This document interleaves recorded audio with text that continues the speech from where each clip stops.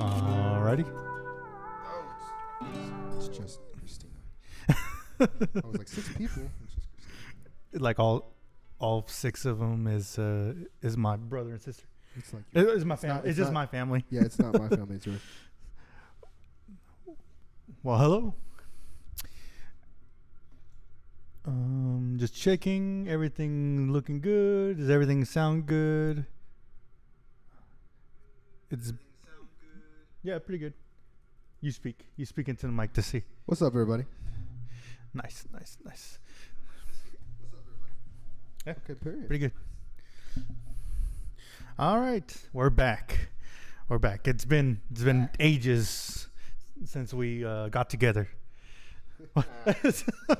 Well, in this environment, I guess. Welcome back to the OG Sabes location. Back in the stew. Back in the studio. Back in the studio. Back to Yolanda in the studio. Sorry, that was stupid. Yeah, I guess. But yeah, how's everybody doing? Turn mark up a little bit. All right. Give me a sec. Turn up Mark a little bit. Thank you, Raul. Thank you. I appreciate that. Give me a sec. Yo, what's up, Caleb? What's up, buddy? It's your bro. I know. That's my little brother. Little big brother, I should say. Which button makes the applause? Turn it down. Zooming in on you. It is. Yep. It's the first one. Okay. Alrighty. So how you been, Mr. Mark? We've been making it. Good news. Yes, good news. Grandmother. Grandmother? Out of the hospital. Oh, nice. She's home now. Nice. So I want to thank the Lord for that. Yes. Yeah. Thank, I want to thank the Lord for that. Yes. Thank the Lord. Yes. God is good. All the time. All the time. God is good. Amen. That's right. No, that's great. That's great to hear. Yeah, she's been there for a minute, huh? Months now. Yeah. Yeah. She's the toughest out of all of us, I think. She's making it. She walks with Christ as much as she can, and she's taking it very positively being in the hospital. But hey, what are you gonna do when you got because she broke her leg? So yeah. What are you gonna do when you got stuff like that? Yeah, I remember when you told me that was pretty. It was pretty bad. Just because her age and just all the stuff that's just going on with her too, her health and everything. But no, yeah, God does miracles, and there it is. And yeah, with her faith and everything, yeah, that kind of goes to show you like how far faith take you, because she's very faithful. One of the faithfulest, and I could say. I want to say too, like she's very strong in that like sense, just because I feel like of her age and everything, or just feeling, I guess some people can't handle that, wouldn't be able to handle that, especially that just kind of hopelessness. Yeah. Sometimes, the doubt that comes into play. But no, like props to her, like how strong she's held in there. Because I feel like also there had been like moments also she might have like faltered maybe come down with faith was not as high as it should be, but everybody goes through that. And at definitely the end of the day. And so just proud of her. Big time. Thank you, Jesus. Mm-hmm. Big ups. Big ups. Yeah, I guess. That was great. Thank you. Yeah. Oh man. Been last time we got together do this was a couple Sundays ago. Yeah, I think like 2 weeks maybe. 2 weeks. Yeah. So I guess expect that, everybody. Maybe every other week. Every other week, maybe. maybe life sometimes punches us in the face, but hey, God's there to keep us going. Yeah, for sure. How have you been? No, pretty good. Since you brought it up earlier, I do want to like throw out like disrupt the rumors or any like thing, especially to what I like our friends or family and everything. I'm not sick. I'm not. Okay, look. I'm not. He shows up to the room right now and he puts everything together to get us ready for the podcast. Tell me why. I look up at this and I'm like, dude, are you sick? What, are you gonna die? No. He's lost. Eventually I will. Eventually we all die. Homie, you've lost a lot of weight. I have. I'm proud of you, man. I thought he's in love, but he's telling me he's not. No. But I mean, if it helps, the rumors. If it helps, hey, that's an up. No, I'll say like it wasn't necessarily a journey, or even like with my family and all, they kind of make fun of me or something like that. My brother, he still thinks I'm fat or something. He still thinks I'm. Brothers usually do. Brothers will say this. Yeah, but I know my mom and like my parents, they like, they get worried, and all that. But I mean, it's nothing like, in all honesty, it's not like a weight loss journey or anything like that. Nothing like too extravagant. It's his passion. But yeah, exactly. Like it's not one of those podcast people. Eat better. Eat healthy. Yes. Subway. Yeah. Eat fresh. But no, I guess I just being more conscious, because I will say, there was a point where I was overweight. I was, I would look at myself and like the clothes, they feel a little tight, a little snug. And I feel like some people, like at work or like, even the family, my mom and stuff like that, they'll say, hey man, like getting a little big, I was getting up there. When they say that, it's like, yeah. It kind of hits you. Well, I mean, I didn't really pay, because I don't really care. I'm not that, conscious about my weight. I think used to I was, but not anymore really. I'm just like, whatever, it is what it is. Like one of our, like a person we know, like, it's better be happy, than sad by your weight and everything. Eddie. Yeah. And so he said, be happy, just be fat. Don't be skinny. You're not gonna be happy. Pretty much. And so like I'm like, yeah, you're right, Eddie. Yeah, you're right. But listen, Eddie. But I was getting the bigger size. I mean, not gonna lie, like I had to get like 3X, like I had to find the 3X shirts and all, because the 2X wasn't like fitting me anymore. But now like all my clothes fit me now. There it is. Or I guess fit me better, like comfortable. I feel more comfortable now. That's all it feels and so I mean, again, like just to like say like it wasn't like anything like drastic. Well, I mean, guess if you think about it, it is kind of dying. But like in a sense of like a regimen or routine, none really. All I did was just drink more water and eat less and healthy. Also be self-conscious of like what I eat and everything, not eat too much. Portion control. And because used to like I would just go down. My dad calls it pigging out. Yes, Pigging out. But every day, even especially like at work during lunch and everything, we'll go out, get fast food or whatever. I'll order like 2 things, like 2 meals in a sense, and I would just go down like on it and but now I feel like because. And you're like your body, like it, listen to your body. Like that's a big thing, because there's a point where like my body was just like no more of this. Like stop, stop doing this to me. Stop it. Get some help. Yeah, pretty much. And so there was a moment. I'm not gonna lie, it was kind of like a health scare. Nothing crazy. It's just in a sense of like, I'll feel sick. I'll feel sick. Your brother said he stops at 5 Dr. Peppers now. Yeah, for sure. Easy. It's always the brothers, man. It's easy. But no, there was a moment where I'll say this, like with drinks and everything, with sodas. Like I said, my body, like, listen to your body, because, like, with sodas and everything, you know me, you've seen me, like I'm working and everything, I'll just drink sodas and all. But there was a moment where I think it was like this started like last year, like around October, November, somewhere around there, where like when I started drinking sodas, especially Dr. Pepper is my favorite drink, Dr. Pepper. Please sponsor us. Dr. Pepper. What'd she say? Don't my brother. Don't do him like that, man. But I'll say sodas and like all that, like every soda, like just the taste was just unbearable, like the sugary, just too sugary and everything. Just for some reason, like my taste bud just switched on me. I'm like, what the heck? And then like it just wasn't good anymore, and I just started like, well, what else I can drink is just water. So I just started like just drinking water for a long time. And then like also with food, like eating and everything, like I would just get sick. Of like, just feel bad. Just feel like actually like a icky feeling. I guess so. Like of? Like it was like upset stomach. Kind of like feel a little bloated in a sense. And so that's when I'm like, you know what? Let me just calm down. Let me calm down a little bit. Let me see. Let me reevaluate everything. And so, yeah, slowly it just kind of came natural, I guess. Because also, I don't know if some people might, understand in the sense of like when you get into that habit, like for instance, like switching from soda to water, like just drinking water. And then if you ever go back to soda would just not taste the same anymore.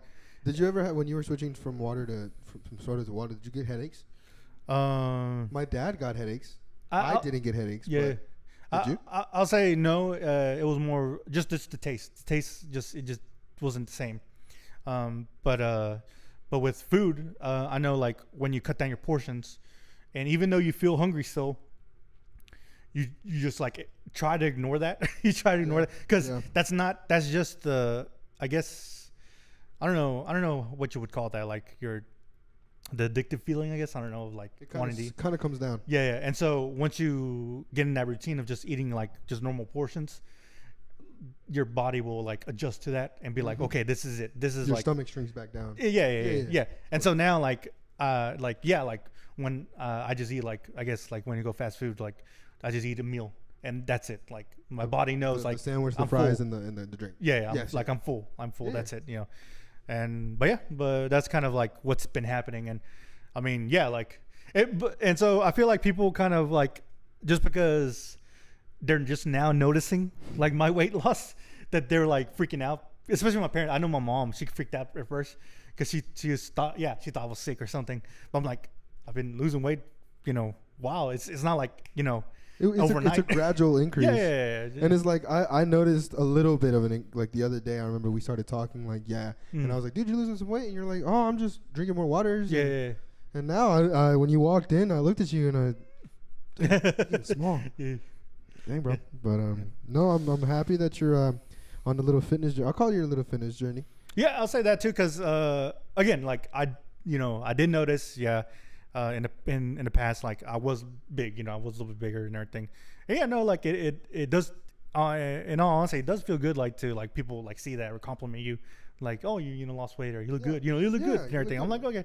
So and the next step for me, like now that like I feel like I got to a point like, okay, let me start like gaining muscle, like actually working out and everything. So that's probably my next thing. So he's got dumbbells in the corner. I'm gonna get those gains. We did a little pump before this. Oh yeah, we did a little. No, I'm just kidding. But no, happy for you, man. Yeah, I just wanted to get it out there because we you just mentioned it earlier, and I was like, man, I was like, dude, reassure everybody I'm not dying. Someone who's, I know this really wasn't a topic, but someone who's really losing a lot of weight, and I want to kind of do what he's doing and he says don't mention him, but Al. I remember there was a point I looked at Al because when I'd be working in the rig shop, the scale's right there. Yeah. He'd be on the scale and he was hitting 194, 195. I don't know if he hit to 2. I don't think he ever did. He's down to like 180. Dang, yeah. And you know what he's doing? And I don't want. This is what I want to do. What's that? All protein diet. He's doing all meat. Oh, He's yeah, a carnivore yeah, diet. yeah. So all he's eating is meat. Pause. No homo. But he literally, he's just eating a bunch of meat, bunch of protein. Yeah. And then I just saw a TikTok of, not a TikTok. I don't have TikTok because banned. But I was watching, I think it was YouTube Reels, and they were talking about the all protein diet. Yeah. Talk about all meat and how the protein will give you more energy. And if you limit yourself, your body will start eating at itself. Not in a bad way, but like the fattiness and all that you don't need. Your body starts eating back at it. Yeah. So, yeah. And my dad has a really cool, I don't know why fitness became a big talk. We're fitness podcast now, guys. Go work out. We don't look it. Yeah, this is the beginning. This is the beginning of it. Watch us in 3 years. We're going to be sticks. Big old boys. But my dad does a 3-day fast. Yeah. He's So mentioned that. Yeah. He mentions, continually talks about it. He does. So. And I'm proud of him when he does it because I don't have the willpower to do a fast. I'll try it. I can maybe go. I think the longest I've gone is like 2.5 days. My dad will do the 3 days and he'll try it and he'll get it done. And I'm just like, but he'll tell everybody, guys, I'm doing a fast. Yeah, guys, I'm doing a fast. I think though, I mean, it does get annoying. It does get annoying. But no, I think a part of it, I mean, probably not, but part of it, I feel like just to motivate you, like you want to put that out there just so you'll be like, you know, I have to do it because I told these guys I'm going to do a 3-day fast. It's a commitment now. So that's another way, I guess, mentally you can kind of get through it. Yeah. No, but I'm to anybody who can do a fast like that, and I know religiously we're supposed to. Yeah. Like religiously fast and health fast. Kudos to you guys. I can't do that, but yeah, same. I think I've fasted. I like food too much. This is like, you know, I guess exposing me. I guess more like now, so as a Christian and everything, I haven't really fasted at all, just because it is hard. Dude, it's hard. I've done it. I think the most I've done it is like I think twice, and it was for the youth. It was for the youth. Yeah. But even then, like I was like, can I actually do this? Like, and I mean, it is possible, but it does kind of suck because like, oh man, like, you know, and it's not like a true fast, you know, because I mean, there's different ones. I know, like, because even there's some people that just don't even drink water. They don't drink water. It's like giving it's up. Weird. Yeah. When it's fasting, I don't mean to like be ignorant or anything or non-educated, but when it says to fast in the Bible, is it food or is it giving up something of body of like flesh? Well, in the beginning, I think there's like different interpretations of it, and different denominations, they take it, you know, a different way. But yeah, there's some. I know in the Catholic, it's like Lent and everything, kind of type of fasting and all that. And I know, like Chris at the job at work. Yeah. He gave up red meat. Yeah, like 40 days. It's like and same in like, for us too. I mean, like for any Christian too. I mean, it's however you interpret it. It's, I guess, like, it's like kind of giving up something, like personal, and then it goes into like giving up something from the flesh, which is for the most common is like food and water, kind of giving that up, because I mean one of the main stories of Jesus, you know, he fasted for 40 days 40 nights, and he didn't like it, nothing, like it was nothing. He was out there in the desert, nothing, no food, no water, nothing like that. That's when Satan tempted him, Yeah, that was the temptations. Satan tried to tempt him, and he used the Bible, kind of interesting, because that's kind of how you say it, like not people understand that. Yeah, even Satan knows the Bible. Like they know God too, and so even the demons know. Yeah, even the demons in the Bible, it says that, and during that Jesus fasting, that's what Satan tried to, you know, how he tried to tempt him or try to convince him through Scripture. But then Jesus, being, you know, Jesus, he reversed, pretty much Uno reversed him and be like, no, like Uno reversed him. And he's like, no, but in this Scripture, you know, kind of not contradicting it, but how do you say, like, I just add on to it, like kind of add on to it, or just add on to it. But like, no, but you know, this kind of like I would say, like, people, even like secular people of like worldly people, they would give a scripture but out of context, or you don't, like, they only read this part of it but not the rest, you know, kind of deal. And then you're like, no, put it into context. Yeah, put it in context. Around it. Yeah. And that's what you'll get. Yeah, and so yeah, that's what he did. Yeah. But yeah, with fasting and everything, I mean, I know the ones that I've done, yeah, just food pretty much. Just no food but water. You know, you can drink water. You know, just water. This is like a water fast, pretty much. Just you can only drink water. But yeah. Well, good. That's our little health spiel. We're a fitness podcast now, guys. Yeah, we're a fitness podcast. Yes. Two big boys. It's the beginning, like you said. We'll It's the start. We're gonna tell people, watch the first episode of us. Now watch this episode. Yeah. We've lost 10 pounds. Dude, you've lost, what was it, 20 pounds? No. Where was I at? I was up there. I was I think one time you told me you were like 250. No, I was up. It was more. I was like 260, almost 270, I think. So yeah, I've lost a lot. Because now I'm at 225, I think 225, 226. Good for last you, time brother. I heard. That's yeah, incredible. No, yeah. That's awesome. No, yeah. Because we have like you said, we have a scale at work and everything. It's for like pallets and packages. It's for like the stuff. It's not like it's weight not like for us. No, yeah. It's don't think we just have a scale there just to weigh our stuff. It's for the Sabes fitness podcast. Yeah. That scale was button. I'm just kidding. Yeah, but yeah, when, everybody uses. Yeah, everybody uses it. You have to check. Yeah, and so yeah, I remember in the past, yeah, I checked myself. Well, when I first started working, I feel like I'm back at like honestly, I'm back at like where I used to be. And in all honesty, I fluctuate. I always tell people like, yeah, like with my weight and everything, I kind of because now I'm this weight. But honestly, if I still go, like if I still don't really care how I weigh or like how I eat or anything, I'll probably still go back back up to where I was. But no, and honestly, I feel like I'm back to where I used to be when I first started working. Dude, I don't know what it is about working at Bishop, bro. It's like you start gaining weight like crazy. Like, dude, when I first started working, like you said, we're small. I used to fit into Juan's jacket. Dude, that was like a small. Yeah. Dude, I've gained so much weight since then, and yeah, being in Hispanics, people let you know. They look at you like, bro, you gained weight. Yeah. Like everybody, it's just the Bishop curse. Everybody gains a little bit of weight when you start working there. And it's funny, because when I first started working there, I don't know, it was weird, like because they did ask me like how much you weigh or like, and then they look at me like, nah, you're gonna get weight. You're gonna get up there, yeah. They told me in the beginning. Look who's in the chat. George Martinez. The scale is dangerous. The scale is very dangerous. It is dangerous. It makes you self-conscious. No, it makes you trip. That too. Okay, yeah, that too. That's why he's saying the scale is dangerous. Yeah, it is. But no, yeah, we're a fitness. No, I'm just kidding. But yeah, good for you. I'm proud of you. No, No, literally. Thank Bishop you. is. Yes, thank you, Christina. I'm telling you, it's the Bishop curse. Yeah. Everybody gains a little bit of weight, but I feel like people can go back down. No, yeah, it just all it is, honestly.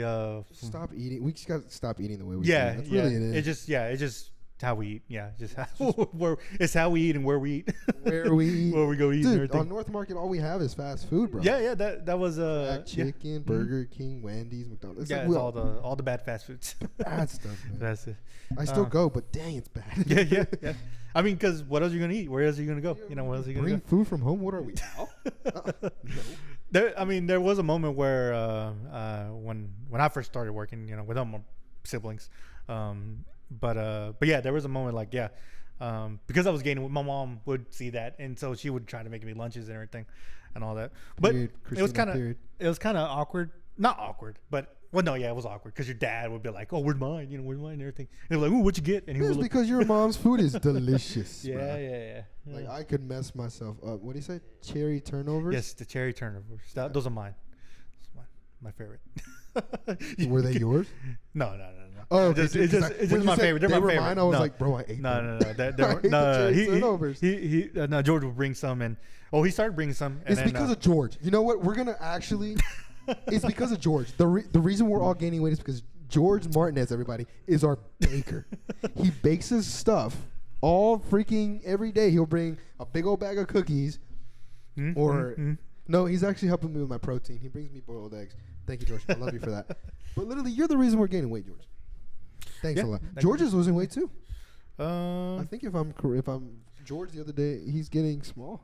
Not small, but he's losing some weight. So he's in love with his neighbor. So I'm gonna tell you straight, like, when I'm not, I don't notice that, honestly. Like when I see someone, like if they do lose weight or like, or because you said like Al, like you notice that he lost weight. I couldn't tell, honestly. I couldn't tell you. Well, the like, reason is because you know how we all eat together. Yeah. We would start. Al, what do you want? He's like, nah, I'm okay. Yeah. Then we'd be like, bro, what's wrong with you? And then he's like, oh, I'm on a carnivore diet. What is that? Yeah. He mentioned to me like that. He mentioned, but no. Look, he made more chocolate cookies. He said Of chocolate course. cookies are ready. Chris is gonna be devouring those tomorrow. We got the whole Bishop screw in our podcast. Okay. No, but like, I mean, not to sound rude or anything, but I just don't look at that. You know, I mean, I don't really care. Yeah. You know, it's like, and especially whenever I didn't realize it that I was losing. Honestly, I didn't realize I was losing weight either until like I can't remember. I can't remember who told me first. Who was the first one that told me? I think it was at work. I think it was your dad, maybe. I can't remember, honestly. But whenever that person said it to me, that's when I actually went over to the scale and weighed myself. I was like really? And I was like, whoosh, ran over there and I was like, huh. And it was slowly going down. I was like at 250, I think. I was 250, which to me, like I was already, I was like, oh, okay. Slimming down, coming down a little bit. Okay, that's good. But like I said, I mean, I don't really notice or don't really pay attention to that stuff. So everybody looks the same to me. I don't know. Like, I'm sorry if that, that's. I just noticed because, dude, I see you every day, and we talk a good bit. Don't tell our boss we said that. We talk a good bit, but right now when you walked in, I was like, bro, you can small. No, yeah, but appreciate it. But yeah, going back to how it was. I used to be skinny, guys. I used to be like really skinny. I just found a baby picture of Jose. It's on my phone. I'm gonna post it on. That's gonna be our first post of the Sabes Instagram. Yeah. Posting Jose's baby picture. Yeah. But and then if you can find one of me, I'll let you post. Okay, yeah, we'll post our baby. Not gonna. We'll post our baby pictures, I guess. I don't know. Like, I'm not. That's a thing. Not gonna find it. Probably no, I won't. Well, no, maybe I will. I won't ask your mom. No, Anna Dillion's gonna send you 17 photos of me. Like, hey, I just wanted one. It's like I don't want. She sent me a photo. She literally. She sent me the photo album. She mailed it to my house. Like, I just wanted one. Like, just it's like. My mom. And I, when I was a kid, I'd be like, why are we taking so many pictures? But now as an adult, I look back and I'm like, thank you, Mom, for making me take the pictures. Yeah, honestly, like when I see like people, they have like their, like baby photos or even videos, like old videos and stuff like that of them as like kids or like with their family and all that. Yeah, same here. Like because my mom, she used to take a lot of pictures too of us and everything and family. And yeah, I thought it was annoying and all. Kind of still do, but every kid does.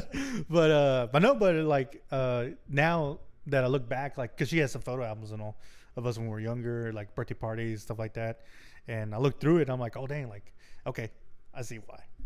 Like the nostalgia comes with them. Thank you to all the moms out there. Yes, we love you guys. Mother's Day did pass. Yes, it did. It did pass. We love all our mothers, and Father's Day is about to come up too. Mm-hmm. We're proud of all the fathers. We're grateful for all our mothers, and we love all of you. Yep. Mothers to be, Miss Courtney. Mm-hmm. Mothers to be. If she's out there. If she's watched, she'll probably watch this later. She joins later in the podcast. Okay, cool. But, cool. So what do we got lined up on the agenda for today?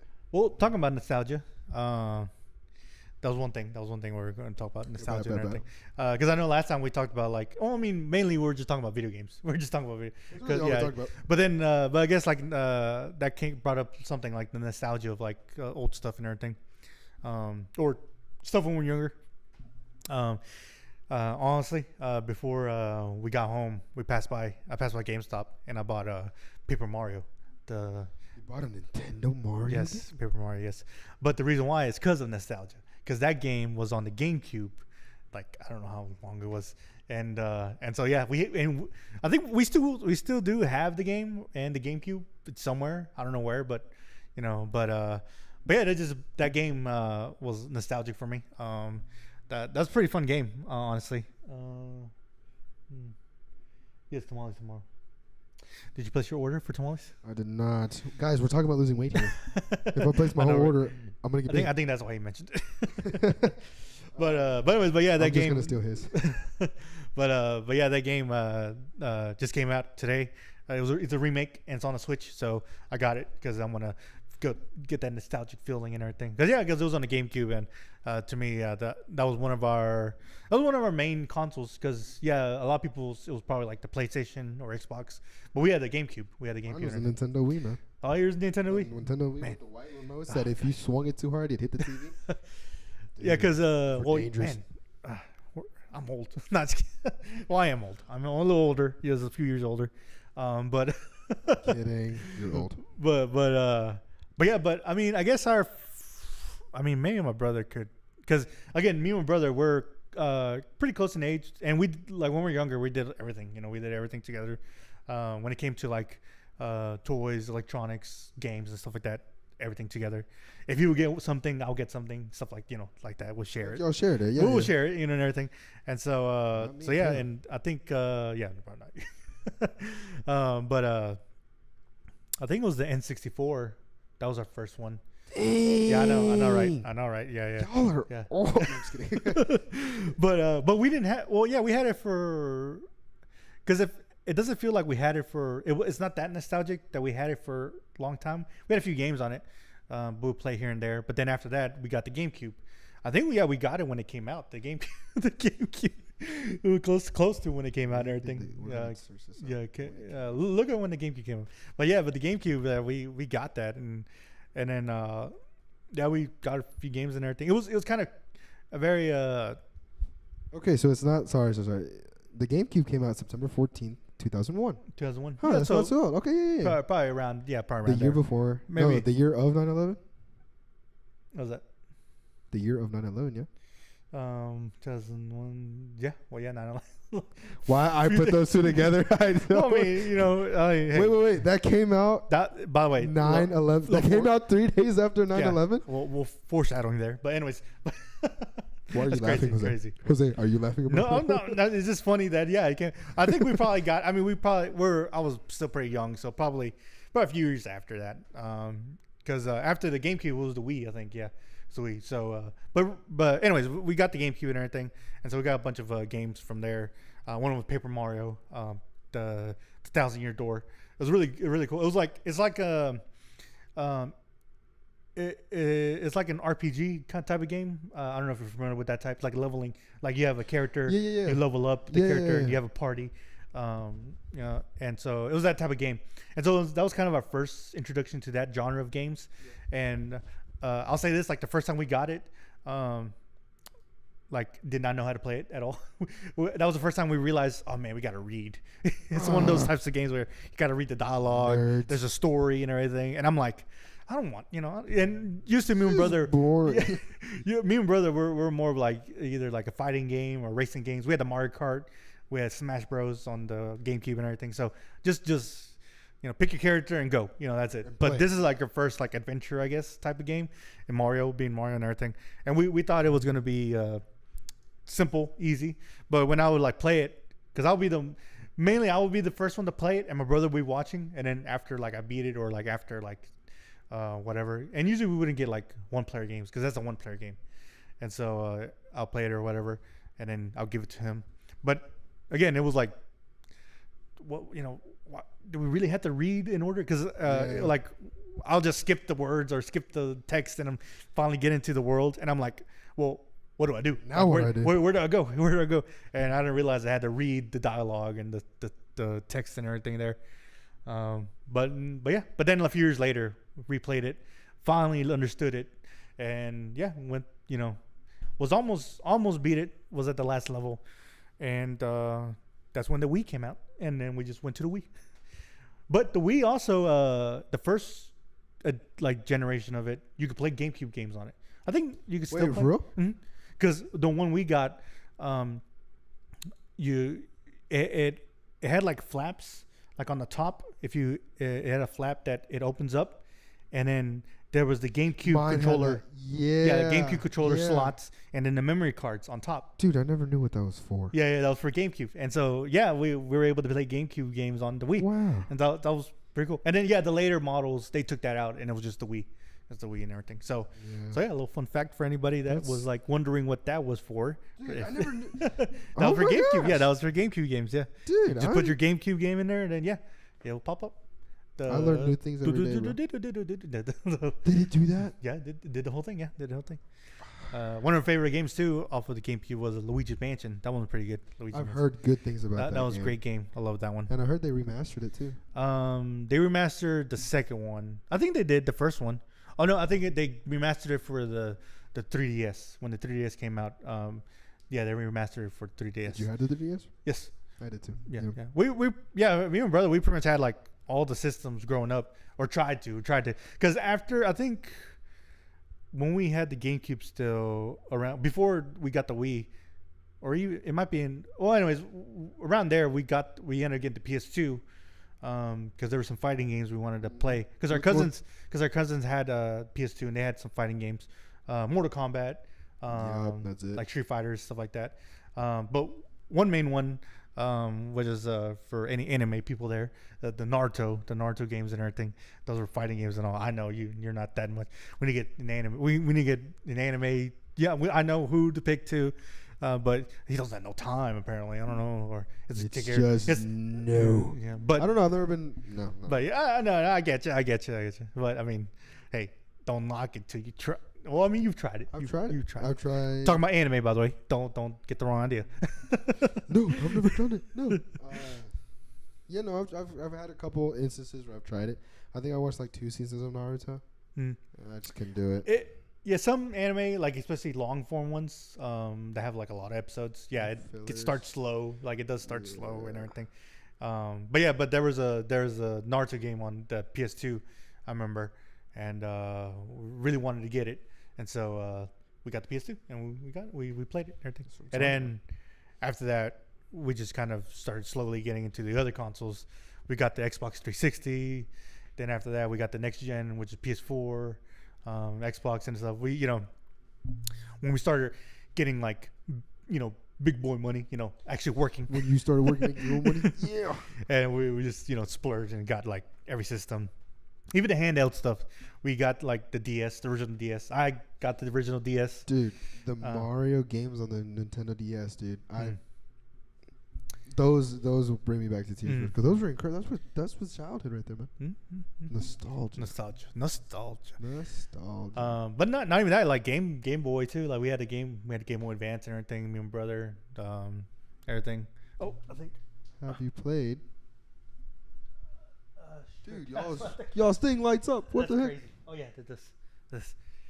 I got a Game Boy. Whoa, guys, he has a Game Boy. Have you played Hassle at the Castle? No. I believe in sharks. Wait, here's some good nostalgia for anybody.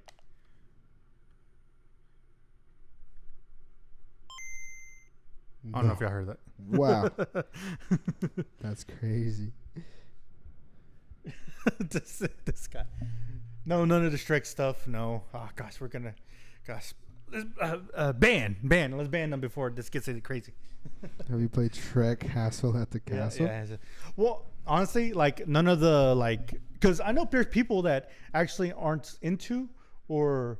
haven't really played any of like the mainstream, like mainline games of like Nintendo or any of the like Mario, and they don't play those games. They play the movie games and all. Like there's even like some Scooby-Doo games, the Shrek games and all that.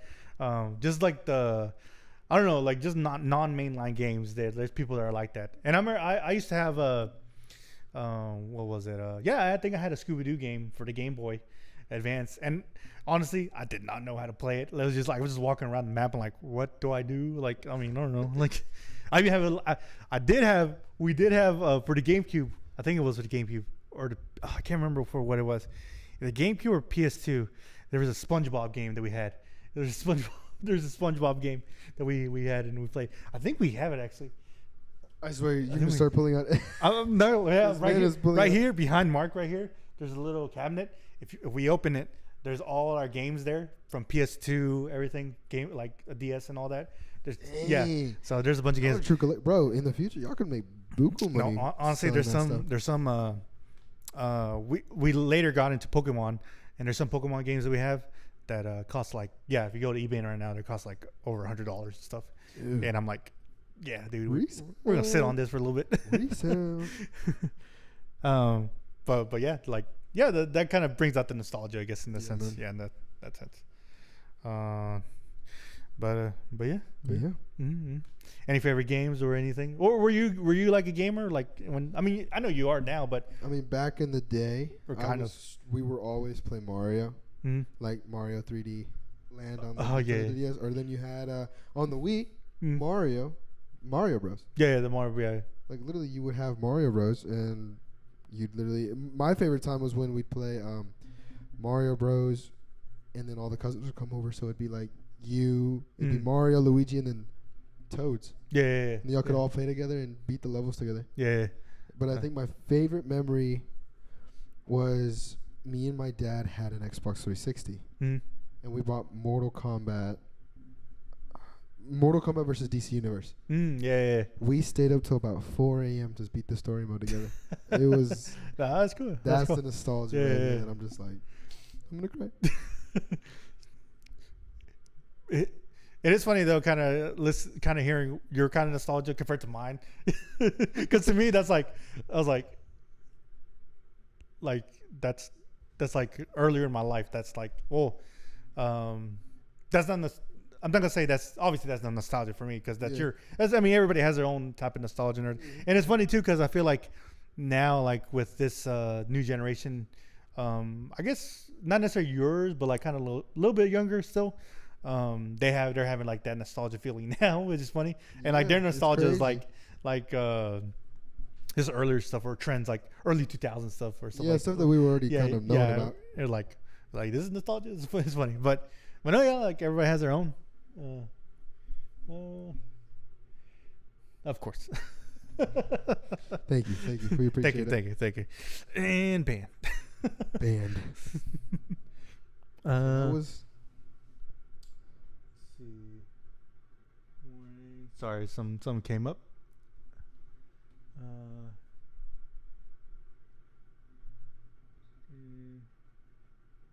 Okay, it's good. Okay, as long as people are seeing us or look. No way, he just quoted All Star. That's crazy. I'm for real, man. This kid. There is a. I remember that was a thing. Like, I mean, still is. It's funny. It's funny. Like, I remember like being there. I think it was. Yeah, I mean, it was a few years ago where like the Shrek memes and everything was just a big thing. And it's funny. There's just a lot of memes. There's a lot of memes that have like gone by. I've seen and I have felt like were funny at the time.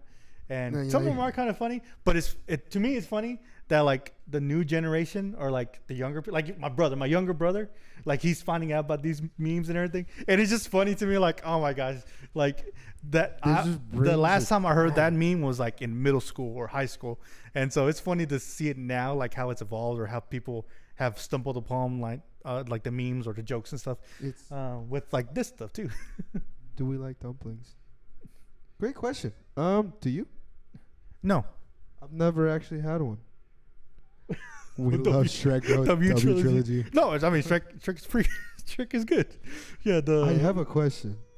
Who are these guys? I know, right? J5 and Fang X. Do we know you guys? I just want to know because if we do, I want to know names. Not talking about W trilogies and dumplings.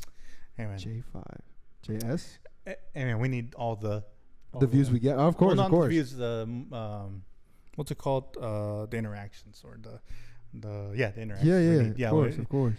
We need everything. Nostalgia is my heroine. Yes, bro. Yes, I agree. I mean, big time. it is a drug. Nah, we found y'all randomly. Okay. Nice. Shrek stands for. That's crazy. Yeah. No, y'all are my new best friends. No, that is I mean, nostalgia. I feel like even like now, like with like media and like a lot of like movies, shows, music, even like nostalgia is has surged. You know, like just getting into those feels and all that. I know with music and stuff, like there was a moment where it's like the 80s and stuff like that, the 90s. Which I'm getting back into, bro. The other day I saw on the news Huey Lewis. I don't know if you ever heard of him. You ever watch Back to the Future? Yes. He literally did the whole Back to the Future soundtrack. Oh, okay. So he did the Back to the Future soundtrack, and he was on the news, and I got back into it. Dude, Huey Lewis was incredible. Yeah. Him, and then I saw Hall & Oates, Daryl Hall and John Oates. These are oldies, man. Kids never know. Nostalgia. Kids are never gonna know, man. But so that's nostalgia for everybody. Yeah. Don't cry, Jose. It's okay. I know the Shrek guys. They love that. That's nostalgia for them. But anybody else, what is like your, I guess, nostalgic thing, like video games, movies, music, a song that we haven't heard in many years. Put it in the. I know. There's some music, like there's some songs that I have from like when I was middle school, high school, and like it is kind of there are some that I kind of cringe at because I'm like, man, I used to listen to this, but at the same time too, yeah. But there is some. There are some songs though that I'm like, it takes you back. It takes you back in everything. It's Shrek, of course. Yeah. Well, yeah. Okay, we get it. Shrek. Yes. Thank you. It's like many layers, like an onion. Shrek. Did y'all ever? No, I shouldn't bring this up. Don't search it up. But these two guys, did y'all watch Shrek is Love, Shrek is Life? I think I heard that one. Yeah. I think I heard that. I heard that. That's crazy. Kung Fu Panda 2. Oh. Hey, yeah. I mean, Jack Black. Hey, Jack Black. Kung Fu Panda 4 is about to come. Is it already out? I think it already out. It already came out. I think already. Oh, check it. Fact check. This is why we got the laptop today. Yes. No, Kung Fu Panda. I mean, when did it come out? When first Kung Fu Panda? The first one? Yeah, the first one came out. Okay, Kung Fu Panda is second best series on out there. I mean, it's up there. I mean, not second best. It's up there. Will Kung Fu Panda 4. AMC Theater, Grove, Los Angeles on March 3rd, 2024. Yeah, came out. So it came out. Oh, United States, March 8th. Oh, so it's been out for a minute. Yeah, it's been out. I think for my brother and sister, my younger brother and sister, they came out. Was it? Jacob. Oh, I'm watching. Yeah, of course. That's him. Hey, Tom. You think that's him? He's got the nostalgia. But what should I say? What was I gonna say? Oh yeah, my younger brother and sister, they went on a field trip and they saw the fourth one. What was it? Dude, Kung Fu Panda came out in 2008? Yeah. I was 4? Brother, what is this? That's crazy. Dude, I thought it was like at least 10 or 9. No, it's been out in a minute. It's been out. Yeah, it's been God, crazy perspective, man. Put things in perspective. For real. I'm old. Yes, Seth Rogen does play Mantis. Yes. Yeah. Jackie Chan plays Monkey. Yeah. Angelina Jolie plays Tigress. Trying to name it off the cast. Name off the cast. At the top of the head, top of the dome. Jack Black plays. Jack Black, man. Speaking of Jack Black, Nacho Libre, best Jack Black film for me. Even though he's not Mexican, like that's the only correct answer. Sorry, School of Rock, sit down. Yeah. It's Nacho Libre, like. Nacho Libre was crazy. I'll give him the pass for that movie. It's like the Mexican Napoleon Dynamite. It's so great. It's so amazing. And then the sound, like, oh my gosh, it's great. It's like, love it. So James Hong plays Mr. Ping. Yes. Dustin Hoffman plays Master Shifu. Yes. Who played what's his name? The bad guy? Tai Lung was played by Ian McShane. Was that the bad guy? That's a great question. I don't know who that is. The fourth one. David Cross played Master Crane. Yeah. David Cross, the bad guy from Alvin and the Chipmunks. Yeah. That's how I know. Alvin and the Chipmunks, yeah. Nostalgic movie, Alvin and the Chipmunks. Yeah, Alvin and the Chipmunks. Saw it in theaters. I saw that one in theaters. You're old. Yeah, saw one else. Dude, literally the first one. Kung Fu, let me think. Kung Fu Panda. And then the Squeakquel was terrible. Yeah, I think we only saw the first one in theaters. Yeah. Talk about that. Like, what movies we saw in theaters when we were younger? Crazy. Cars 2. Cars 2. I remember terrible. I remember Cars. Saw that in theaters. Cars. Crappy movie. I say this too. The Spider-Man, the original Spider-Man trilogy with Tobey Maguire. With Tobey Maguire. No way you watched it. We saw all three of them in theaters. How old are you? I don't know. Like, we're young. Amy said, no Chick-fil-A sauce. Is that the new one? Yes, the meme. Is that the new meme that came out? No Chick-fil-A Where sauce. are you guys from? I don't know. That feels kind of like scary to give away. I'm gonna give you my No. social security number. No. I mean, well, we'll say this. We'll just say Louisiana. We'll say Louisiana. Yeah, Louisiana. We're from Louisiana. Somos de Louisiana. Louisiana. Eso es todo lo que te puedo dar. I mean, yeah, Louisiana was because I'm thinking in the past Well, you kind technically- of slipped it up and you have said like I'm not gonna say our address, but like the city. And Oh, like the city and the. I mean, Now I mean, you're we can giving say, it away. I mean, we can say the city. I mean, from I'll say just Shreveport. Yeah, Shreveport. Shreveport, Louisiana. Shreveport, Yeah, Louisiana. I'll say Shreveport, Louisiana. Yeah. Yeah.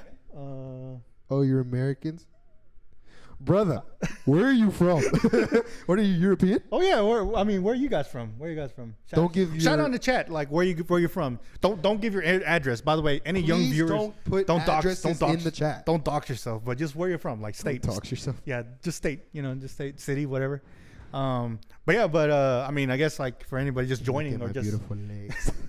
I guess for anybody just joining and everything. I mean, we are Hispanic. I am Mexican, 100% Mexican, but born. In Oh the my States. gosh, these guys are Canadian. You're from Really? American, eh? Don't know much about America, eh? Sorry, maple syrup on that. That's crazy. That's crazy. And then you're Hispanic, I'm Hispanic. i.e. you are mixed. You're a mixed I'm race. from everywhere, You're- man. Dude, I think I even have what do you call the Denmark? Danish? Like Bro. Danish, kind of, yeah. Wait, so no way y'all are Canadian, actually? The other day, I talked to a bunch of Canadians. They were so surprised about being in Louisiana. Oh, really? And he took a picture of me. Okay. I could be on the black No, I market. mean, yeah, there's some people that, My face is now on the black market. Okay. Oh, wait. That's crazy. They swim in syrup. Nah, these guys ain't Canadian. That's crazy. That's Nah, crazy. these guys are playing. There's no way they can. Because Prove it. send a picture of you in maple syrup right now. I'm just kidding. Please don't do that. No, these guys are not Canadian. Because Canadians don't talk about maple syrup that much. That's just a stereotype. Yeah, that's pretty stereotypical. But So nah, JS. I'm trying to think of names of JS. hey, man, like, it is what it is. I mean, Do you guys have guns? Don't worry about it. yeah, don't worry. Don't ask us questions. First rule of being America, American. Don't ask if we have guns. Don't ask. Assume we have guns. There you go. Just assume. I'm not gonna answer the question. That doesn't mean yes or no, but no, I'm not gonna answer that question. Just assume. Just assume. No, that's crazy. Can everybody That's see crazy. my dad socks in the chat? Y'all see my dad socks? Dad socks. Dad Dad socks are the play socks. with the hokas. Yes. Yeah, don't assume. No. Assume. Assume. Yes, Amy. Assume. No, you have to Yeah, assume. to We're assume. Once you're born in America, for the Canadians, you're handed You're- a birth you're- certificate, a gun, an American flag, and a beer. Yes, exactly. That's Yep. exactly What you get. Mhm. Merc. Merc. Merc. A bald eagle, but they just let him go once you're born. Mm-hmm. Nice to meet y'all. Nice- Hey, you for real? Hey, thank y'all. Yeah. Thank y'all for being here. Yep. If y'all are actually Canadian, that's so cool. I'm not gonna lie. Hey, I mean, it's whatever. Okay, wait. What was that? How did you guys find us? Yeah, that is interesting. Like, that is interesting to know. Yeah. Like we didn't publicize anything today. Yeah, I mean, well, then again, like, I do know, like, there's people that just do go through, like, live stuff and just, just pop in just to see what's going on and everything. Crazy. I know I used to stream on Twitch. I might still here and there. But yeah, I've gotten, like, people that just come by randomly in, like, my chat and everything, just start asking. Or just, like, talking and all that. I'm like, oh, Yeah, cool, yeah. what's up, and everything. So, So it just happens, but that I feel was like. on Discord. Talk about strict. Period. Thank you. We appreciate. Nice. Which okay? Out of all the Shrek movies, which one's your favorite? I think they said Shrek 2, didn't they? Is that what they said? Sorry, know. y'all. But really, We wanted to see what's popping. Hey guys, thank y'all for being here though. Yeah, Subscribe. that's great. Come back to the next episode. Yeah. Subscribe. Make sure to subscribe, like, comment, all that jazz. Invite your friends to come and watch. Definitely. We may not be Joe Rogan, but hey, we're ya tu sabes. Ya tu sabes. Shrek 1. Shrek 1, obviously. Oh, Yes. Yeah. The Obviously. Somebody and all that. Yeah. Man, it's crazy.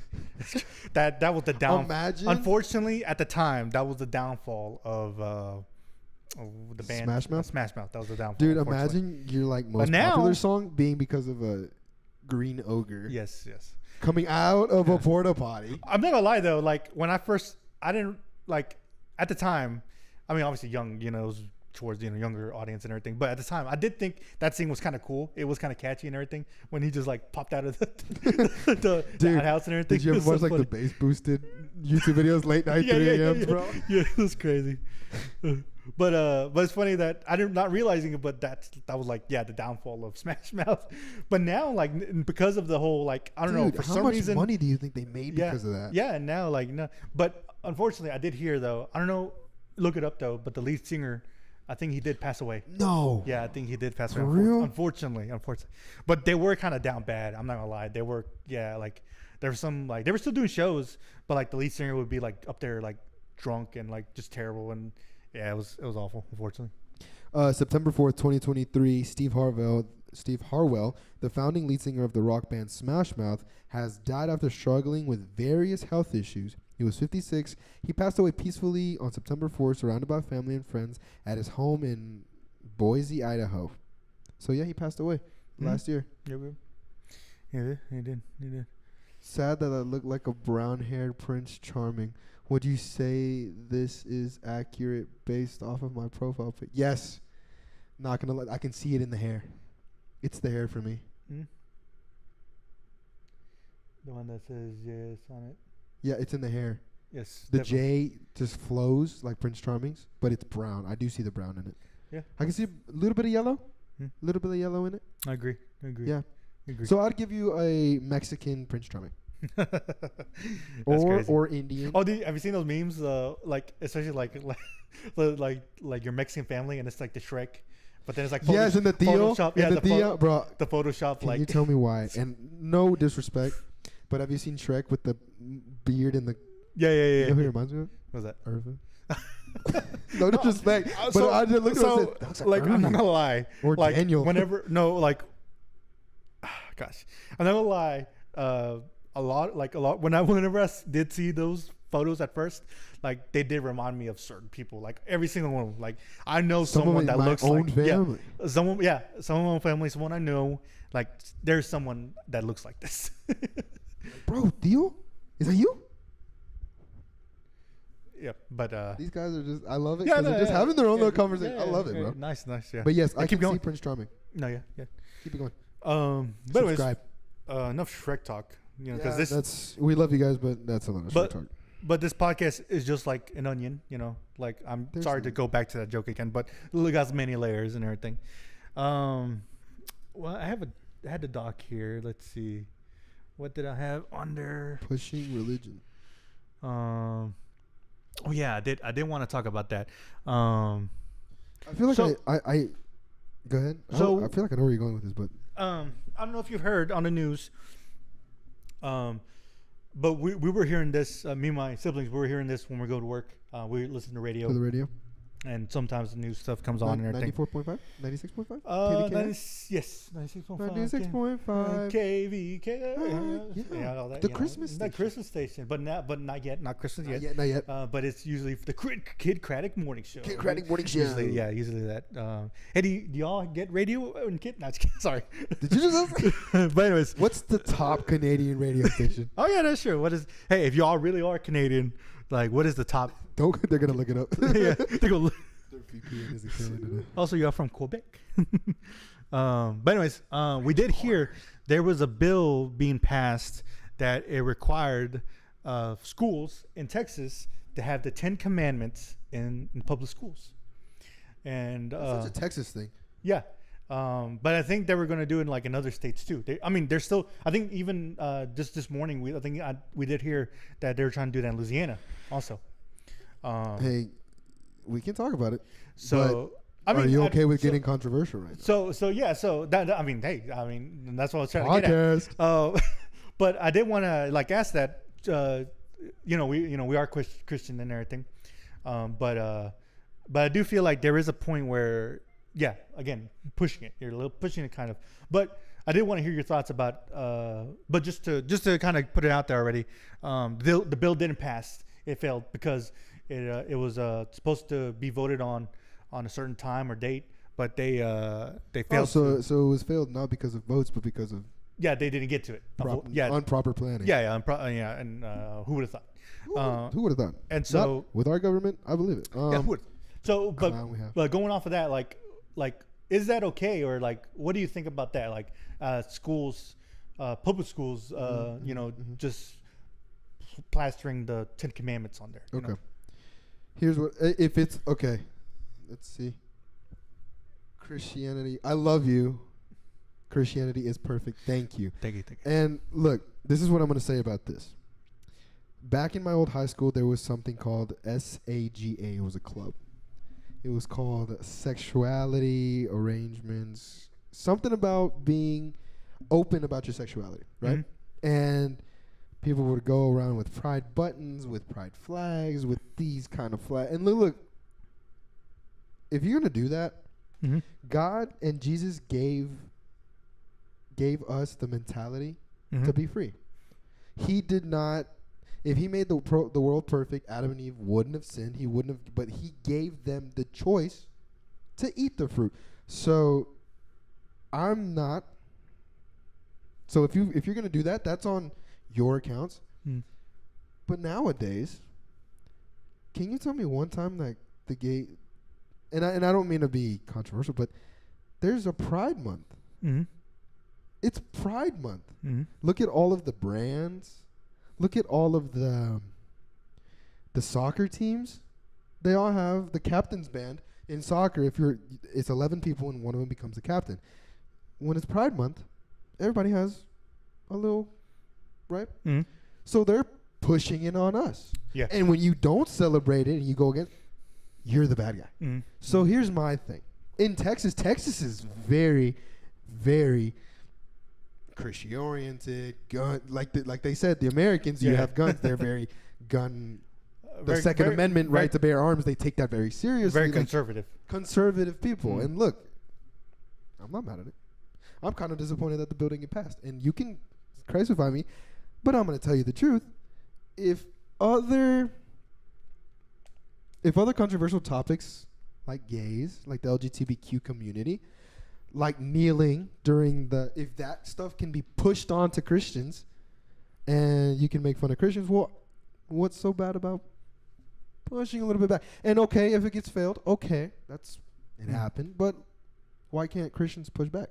Mm-hmm. And it's not, and let me tell you this, it's not our job to turn people Christian. To me, that's not our job. To me, our job is to plant the seed in other people's ear and let the master himself do the work. Mm. You're not God and don't play it. People these days want to play God. Mm. You're not God. Don't try to be him. Kanye West, first example, he's trying to be God. He himself says it. I am God. Mm. No, you're not. He is. So to me, our job is to testify. You come to this world. You were born in this world. You are not a mistake. None of you are mistakes. Y'all are all perfect God's children. So what you're supposed to do in this world is you're supposed to go and testify. Yeah. Let your testimony be your word. Mm-hmm. So I can understand how some things do push our, and not all of us are like those Texas moms, those Texas Karens who are like, you have to be a Christian. If you're not, you're wrong. No, I don't agree with that either. I agree with, hey, God loves you. Mm-hmm. God's going to be here for you. If you need prayer, if you're going through something, talk to me. Mm. I will try to advise you in the best way, biblically speaking, to help you. But my job is not to be God, play God, and turn you into. God gave freedom. God gave freedom in mind. Mm. So guys, look, if you want the Ten Commandments plastered all over your schools, there's private schools for that. Mm. There are, and I agree. Alex, when he graduated from a private school, all of my cousins go to private schools. When they graduate, there's prayer. Look, and when I graduated, there's prayer in schools. Yeah. Right? Yeah. That's not pushing it. You read it for our Canadian fellows in our I'm sorry, what's it called? The Pledge of Allegiance. Yeah. One nation. Under God. Yeah. Individual. Right? Mm-hmm. That's not pushing it. That's part of history. Mm. Now, did you hear about people who want to take it away? The under God part? Yes. Yeah. Yeah. That's pushing. Yeah. That's pushing against Christians. What does it say? If you could promote it, how would you do it without coming off at propaganda? like promoting the Ten Commandments. Yeah, also. Look, I don't mean to say that the Bible is comedic, but there's this guy on America's Got Talent. I don't think it was racist. He was black, and he had a piano, and he described the different methods at church. That if you're Caucasian, the lighter, y'all are more quiet. Y'all are more easy C, D, E notes. But then if you're a little darker, you're on the gospel side. It's like crazy. It's loud. And he was promoting Christian. He's like, thank you, Jesus. Thank you, Jesus, for this. Thank you, Jesus. And that's how black people in churches are. And people were clapping, giving standing ovations. And he said, give glory to God. And people were lifted up, standing. And he was doing it without people noticing.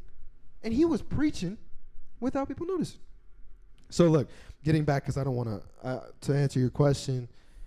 These days, you have to be very careful with what you say. I know many preachers these days are very scared to speak the truth because you're going to get, but stay strong.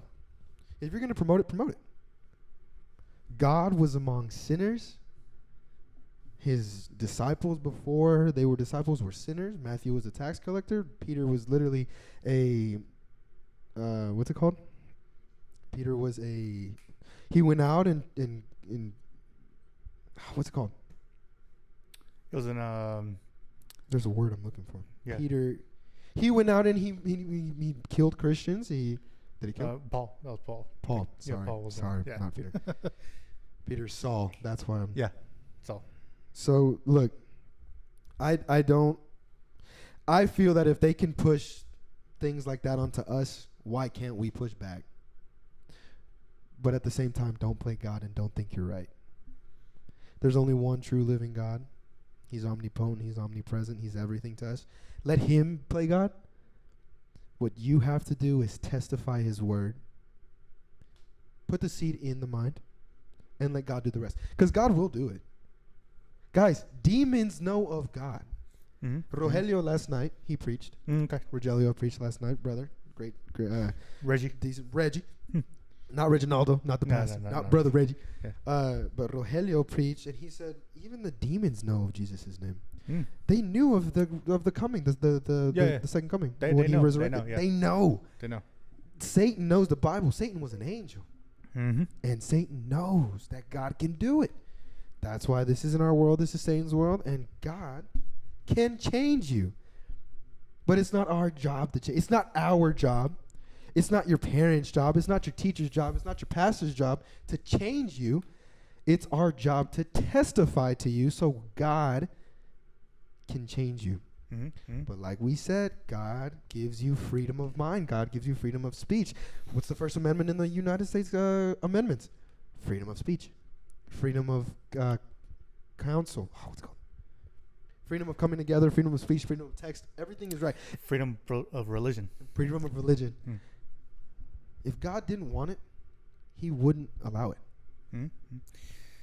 So, look, pushing it, I know I can be controversial sometimes, but if you're allowed to push your things on us, then allow us to push back. And don't get upset. But if you get upset, who's at the wrong here? But, that's my...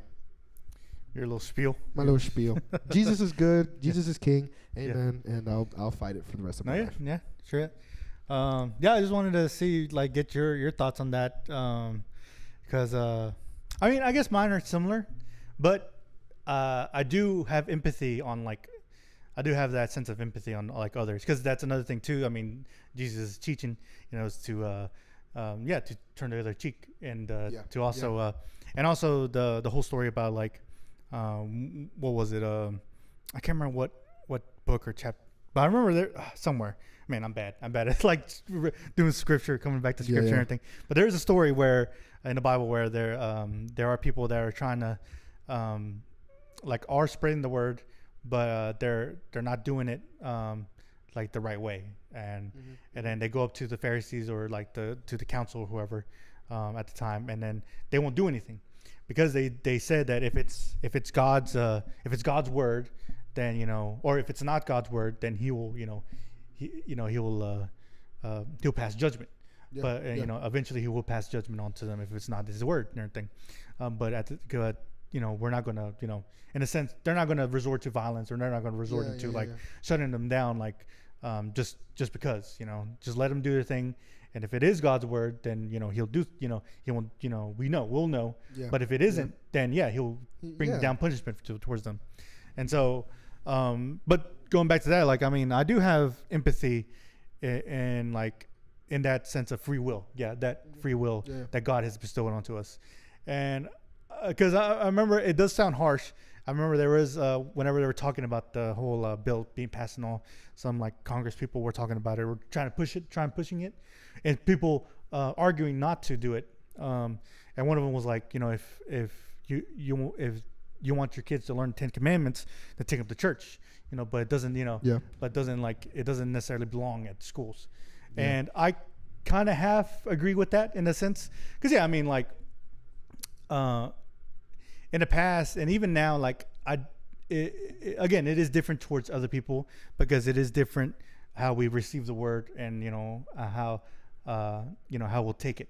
But whenever people do, there are like some pastors or some like, I mean, I believe though that there are some pastors or some people that do like, they'll push it, like they'll speak their truth and they'll like rain it onto you, like saying like you'll if you don't do this and that, you're going to go to hell and all that, and everything. So you must have these rules, the laws and everything. Yeah. Which it is right.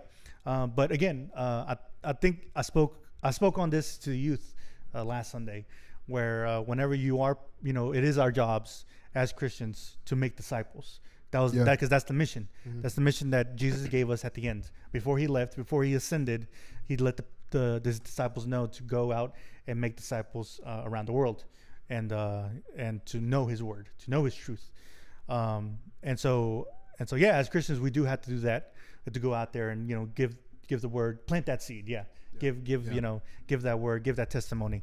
But at the same time too, whenever it comes to like, I guess, pushing it or like, dogging on people about like sinning or, or committing these atrocities. I don't think we have necessarily the right to do that because they didn't sign up for it.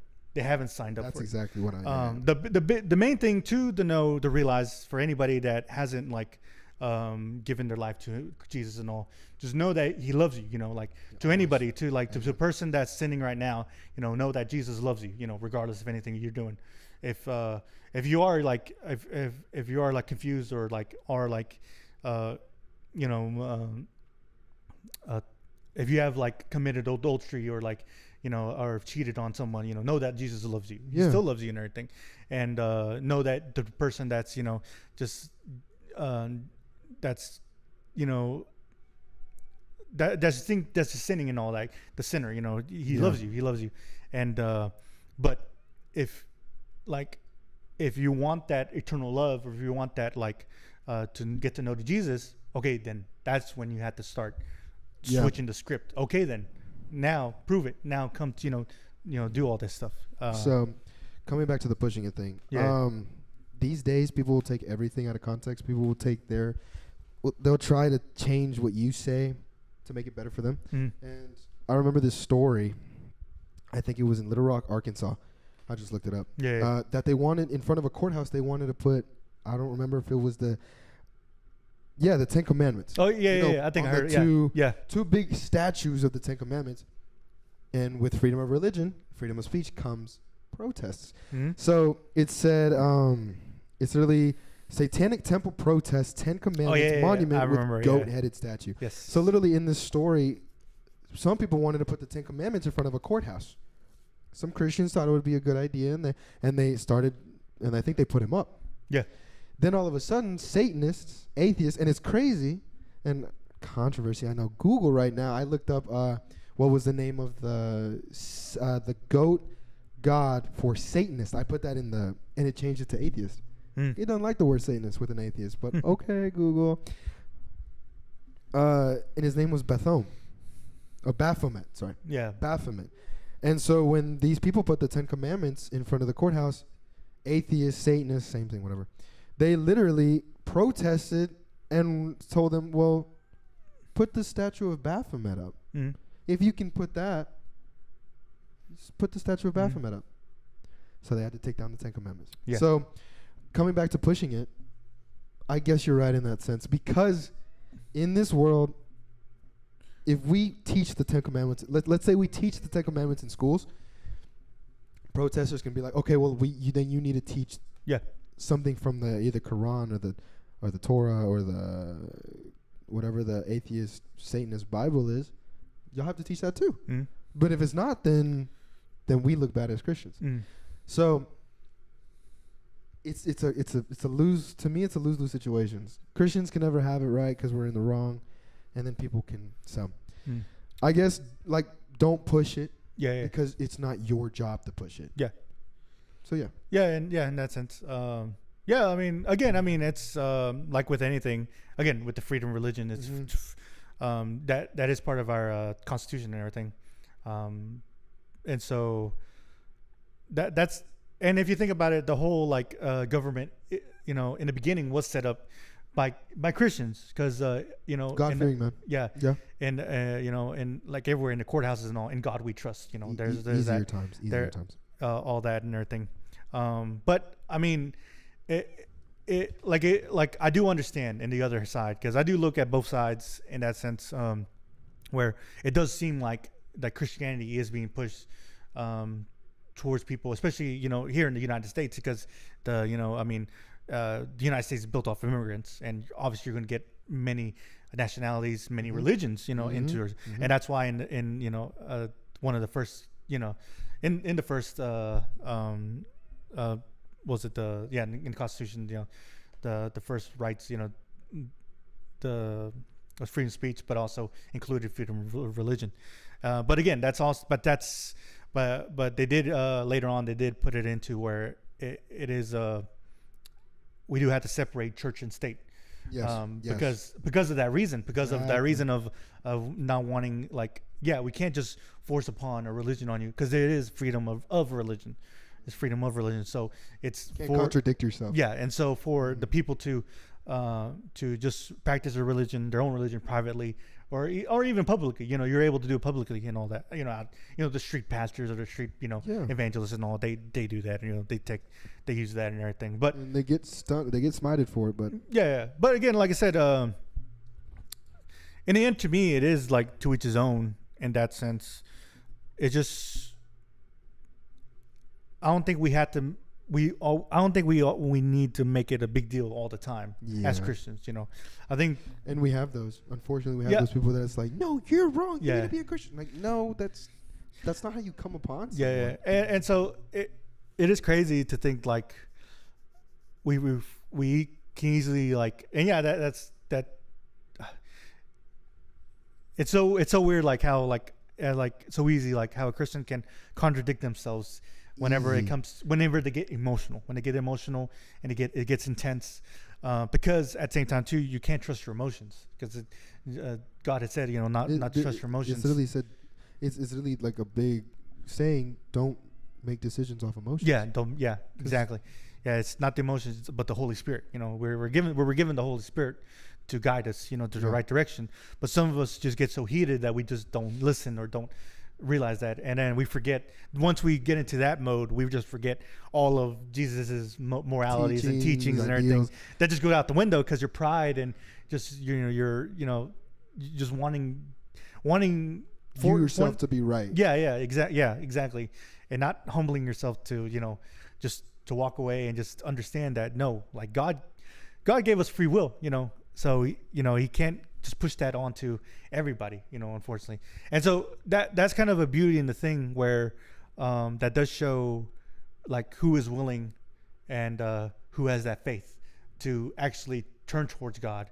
Because in a sense, that is a test of God, a testament of God, that he gives you free will, but these people, regardless of free will or not, they'll still turn to God, and abide by the law and by his rules and everything. And like I said, I wanted to get your take on that. Man, I thought that was kind of interesting, and like I said, in the news in the morning, we heard it's going to happen, and it's happening in Louisiana now. Like they're talking about passing the bill to do that in Louisiana. Man, we become a blue state, so I know that's going to be terrible. But literally, like exactly what you just said about the emotion thing. Right now, my ears got a little hot thinking about like, we should push it. But then I started I calmed down a little bit. Yeah, And then I read this and I was like, Yeah.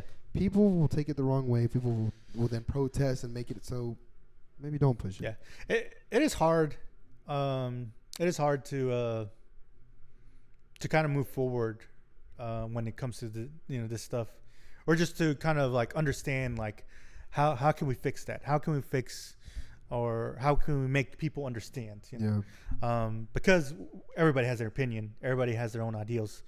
I remember there was one. It was funny. I was going back to the free will thing, where it's like there's one. I guess.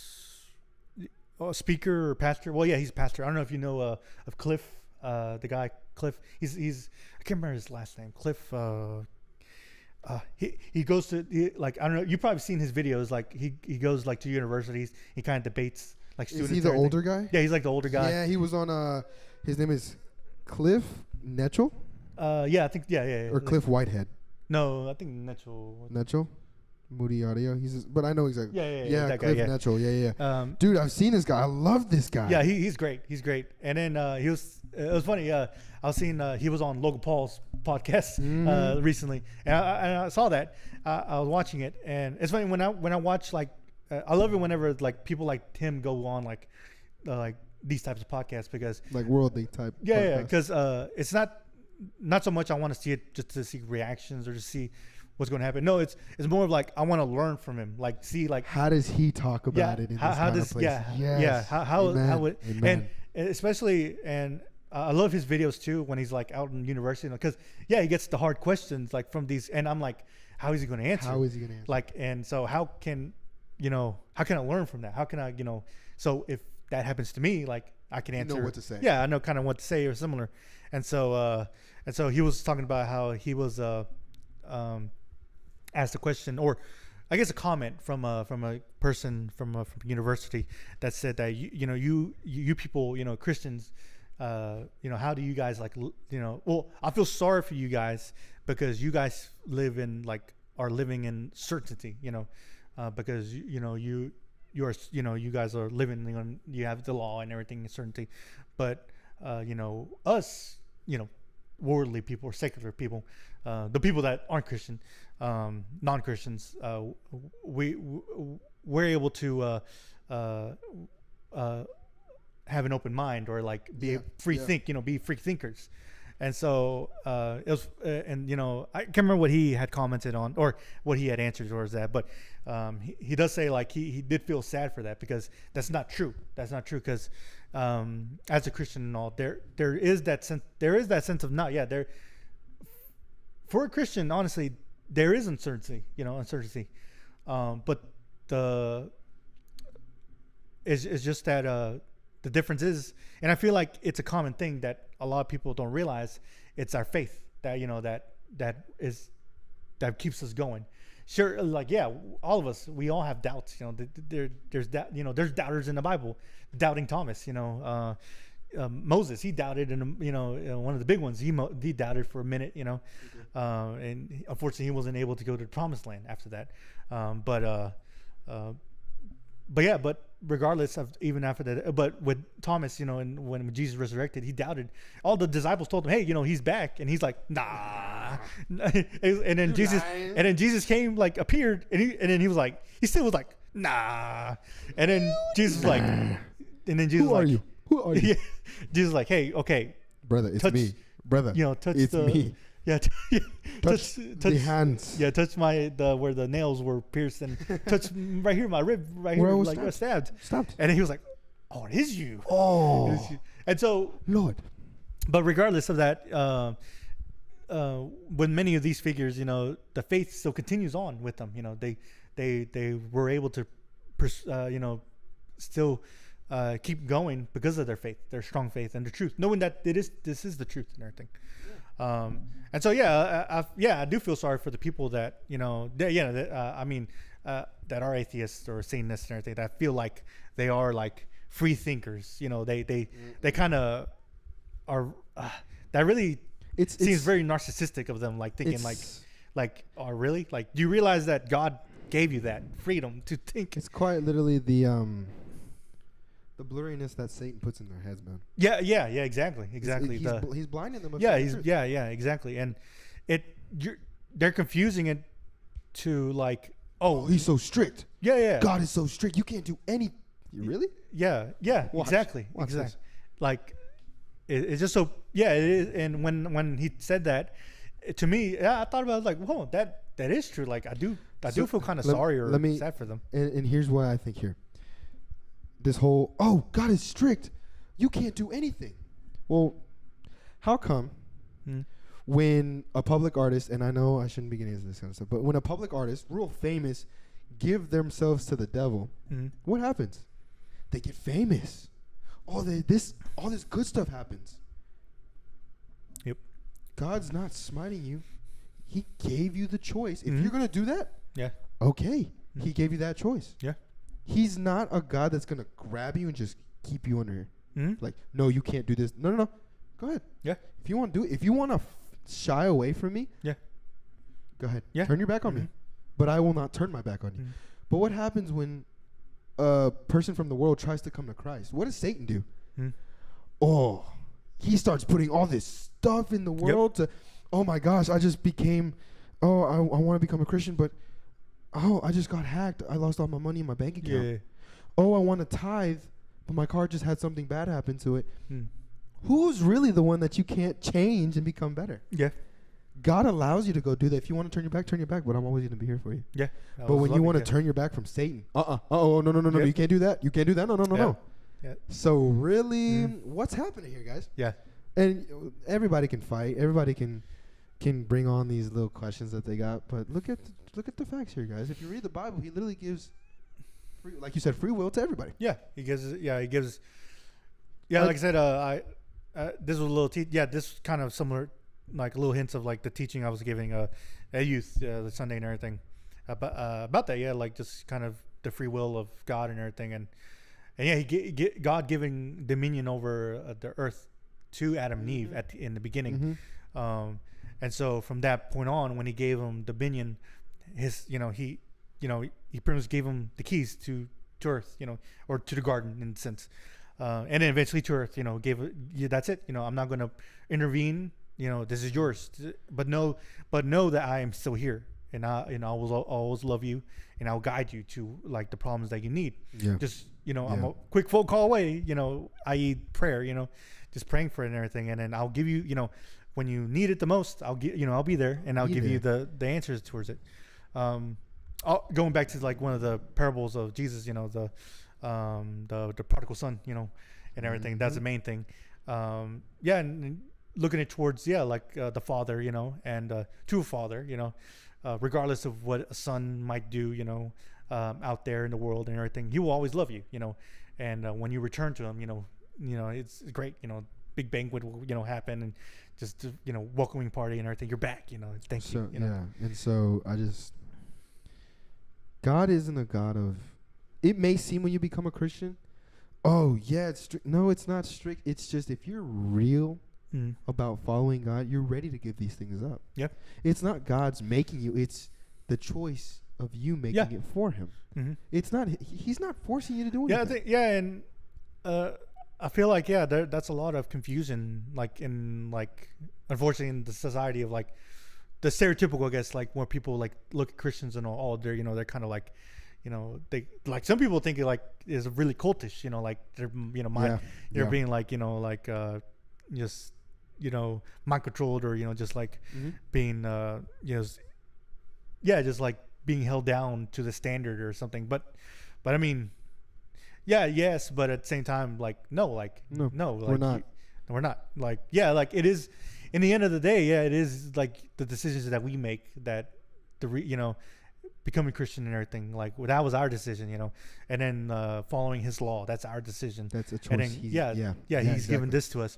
And the more and more you do it, like habits and everything, the more your eyes will open up and realize that the earthly things are the blinders will be taken off of you, and realize that the earthly things or the temptations, this is like, you know, wow. yeah, like It's like the realization just hits you. That realization of like man, this is like exactly. the enemy coming after me or tempting me to always. And tell me what happens when you try to get someone bad to good. All these troubles start, man. I'm telling you. You really and I just said this, but you really think it's God who's not allowing? No. You I'm saying, guys. Yeah, you try to turn to the world. It's easy. Oh, I can turn to the world. There's all these drugs. There's all the sex. There's bad music. But try to listen to a song, a Christian song. Try to get an atheist to listen to a Christian song. Oh, my radio stopped broken. Yeah. Oh, Satan will not allow it. Yeah, even but on top of that too, like just like going personal too. Like I mean, I remember when I first started listening to Christian music. This is how like like it is real, because in the beginning I did feel like a weird sensation of like, man, like this is like I don't want to listen to this. The Christian music, I'm like, I don't want to listen to this. Like, well, like I don't know. I was getting mad for some reason, or like I was like feeling upset for some reason. And now I know that it was the enemy. It was Satan like being like no, like don't listen to this. This is like stay away from this. But no. But now I made that decision to just play Christian music like for the most, like for all the time, like I've said it before. I mean, like I made it a thing where every Sunday, like that's all I listen to is Christian music. Just Christian music all. Dude, that whole about that's the habit. Weird sensation when you felt listening to Christian music at the shop. When I started playing Christian music, I got 3 spam calls in under 3 minutes. Dang. Brother, I don't ever get spam calls like that. Yeah. But once you turn the Christian music on, then it's, all these people are trying to call me now? Yeah. Texting me, pausing the music. Oh, no, guys. Yeah. I'm telling you, man. So, all in all, what we're talking about, 10 Commandments taught in schools. I would love it as a Christian. I would love to see the young. Because the young now, man, it's terrible. I'd love to see it, but at the same time, we look at the things like the statues and you can go and teach the 10 Commandments. Yeah. As a Christian, and all these Christians will vote for it. Yeah. But then you have the atheists, you have the Buddhists, you have all these other religions that are like, well, hey, if you can teach the 10 Commandments in school, why can't you teach our stuff? Yeah. And then protests begin, and then the world's divided again. Yep. So, on pushing it, that's not your job. We're not supposed to play God. Yeah. There's one God, and we all know this. There's one living, true, omnipresent, omnipotent God. Let him play God, and all you have to do, like you said, our job's here: get disciples. Yeah.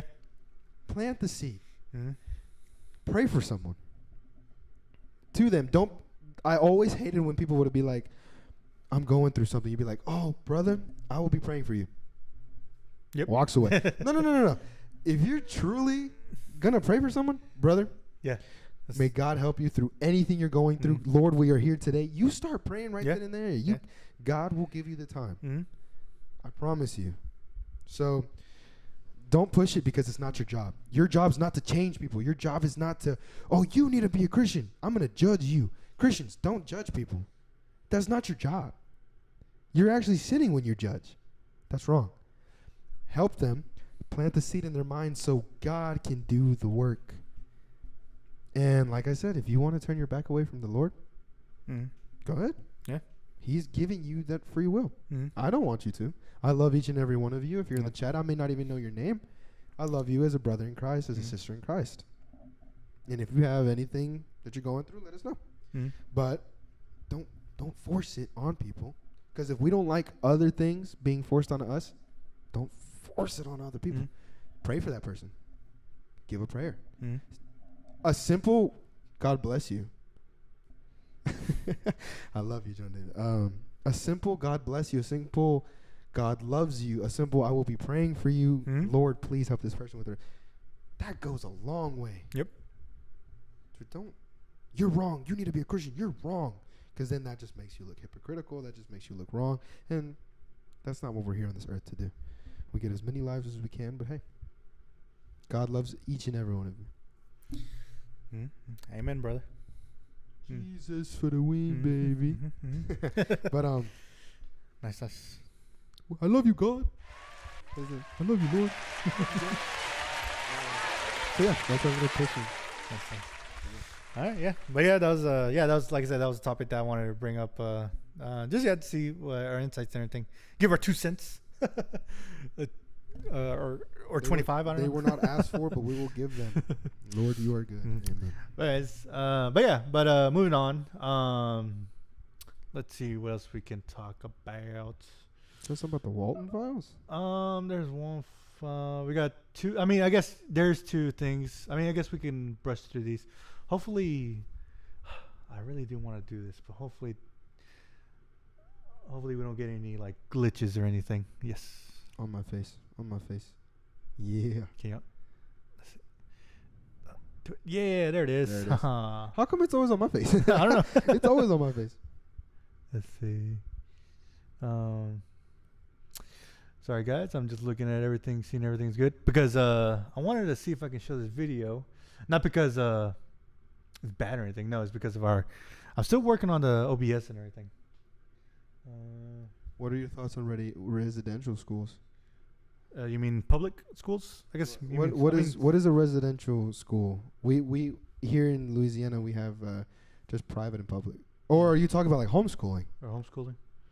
I mean, I guess homeschooling is really on whatever religion you have. Well, homeschooling it not necessarily is because of religion. It's mostly just because of the parents. Just yeah. But I know like my girlfriend, she was homeschooled. Oh, okay. And once a week she would have to go to a church. Yeah. And that's where they would meet. Ah. But I guess that was on her parents maybe because her parents are Christian. Yeah. Because I know I've heard of like a lot of Christian parents, they rather homeschool their kids. Yeah. Because of the whole because of public schools and private schools because of things going down and everything. But yeah, it just depends on the parents. That's really on the parents. In that sense, the parents. If you are talking about homeschool, I don't know. If that's what you mean, Mr. and Mrs. Clorox. If you could give us what residential schools mean, because I know like if you're talking about like private schools or like dormitory schools. It's separates Separates kids, parents and kids. Here, let me look this up. Hold on. Yeah, go ahead and check that. Let me do something real quick.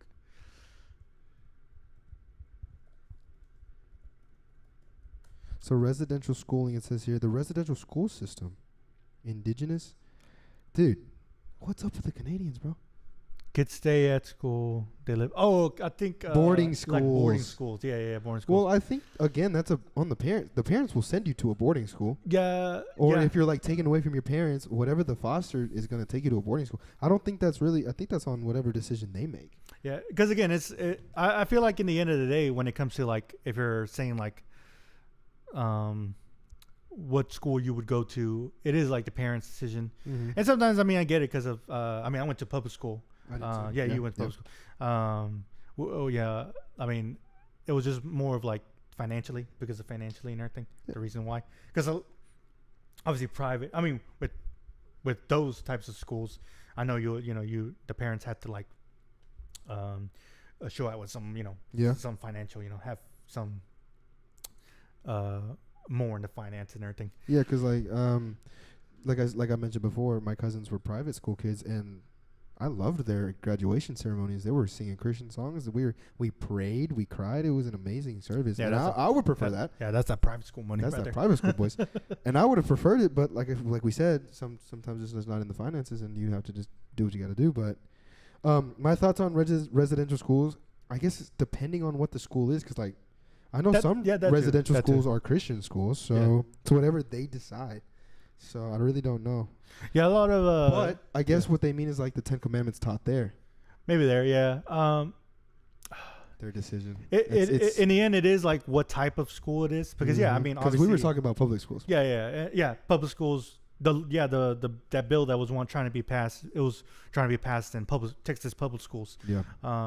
Obviously, like in a lot of private schools, boarding schools, all that. It just depends on what type it is, because I know like your cousins, they go to Christian, a Christian private school. School. So I know like I'm sure they would be allowed to put like the 10 Commandments or they have classes that teaches that private schools are funded by the students and by the parents that paid for that. Yeah, public schools are funded by the government, so they're under a school board. Yeah. and they have to vote on stuff. So yeah, that's why like they vote on stuff at the school. If you go to a private school, it's a Christian, they can make whatever decisions they want because they're not funded by the government. So that's the difference there. What do you say? What? He used the wrong. Oh, he deleted his. He used the wrong there. Sorry, I'm a grammar nerd. Oh, okay. Message retracted. Okay, what is this? Okay, dude? so you told me about it, and I was like, let's wait till the podcast. So yeah. So the next thing I want to talk about was I don't know if anybody in the audience has heard of the portal. The portal. It's kind of funny, but let me see if I can. So I'm hoping, again, OBS is weird. So let's see. All right. So I think it looks good. Right now we're still going. Let me check it. Good. Anyways. Yeah, check it for still. Yeah, check it's still good. We should still be good. All right, so the portal. So pretty much, this is the video. What it is, but pretty much what it is. It's like a live stream kind of. Let me just play the video. Let me just play the video to show you. It kind of shows. Everybody watch this. It won't have sound, I don't think so. Here's. So I press play. There it is. Portal between Ireland and New York. So if you notice, it's this big old kind of screen, but it's live streaming from New York to Ireland. So people from New York and Ireland can see each other IRL, live, live stream. And so here, this is like them kind of showing it off, kind of people saying hi and everything. I don't know if you saw people were dancing and all that. Let me go back, let me replay it. So yeah, that's the art kind of installation that opens between Ireland. So it's them. You see kind of the banners and everything. How technology has grown. Oh yes, technology. You see the dancers and everything. It was really great, really great. What could go wrong? What could go wrong in nudity? Like, this type of. Why stuff? is that the first thing I thought of? Nudity could go wrong, bro. Yes, it could. Don't tell me that I guessed it right on the first try. So Brazilian girl, what are you watching? No, I'm just kidding. We're not gonna get serious. Oh man, that is crazy. So she says I'd leave immediately. Okay. Let me try to get out of here. Oh man, error. Escape. Yeah. There you go. Wait. You better watch your Sorry, tabs. there's something going on. The streaming as such. Ninjas and butterflies, I love you. Take us on the podcast, ninjas and butterflies, please. I don't know what that is. Sorry, I got a warning on the YouTube thing. I don't know what that is all about. That's weird. I'm not opening up anything new. Anyways, so what could go wrong? So here's what could go wrong for anybody. So let me just play here. So this is so we're looking at the Ireland side. So this is New York. And Ireland is going on the screen, and that's what could go wrong. No way. So yeah, they did that. Ireland did that. They got jokes. Ireland got jokes. Y'all funny, guys. Y'all think y'all funny? That's crazy. You think That's you're funny? crazy. So yes. So the portal. It's it's a live streaming kind of screen that is live streaming from one city to another. And people can look through. Man. Yeah, in country. And so at first you saw in the first video, like it was all nice. Like hey, from the other side of the world, pretty much. But yeah. And then they got jokes. But the delinquents will eventually come out, and so if you saw, they're putting up different videos, and then one of the videos is unfortunately the unfortunate 9/11 terror attack on the United States. Yes, 9/11. They made a 9/11 joke in New York for New York, so that's crazy. And so on top of that, yes, there was flashing. Obviously, there has to be flashing. Come on, come on. And we have two of the drunkest cities and countries that we could ever choose: Ireland and New York. Yeah, and there was even like a flip off contest. Like they're each like people, they were just like flipping each other off. It was just crazy, man.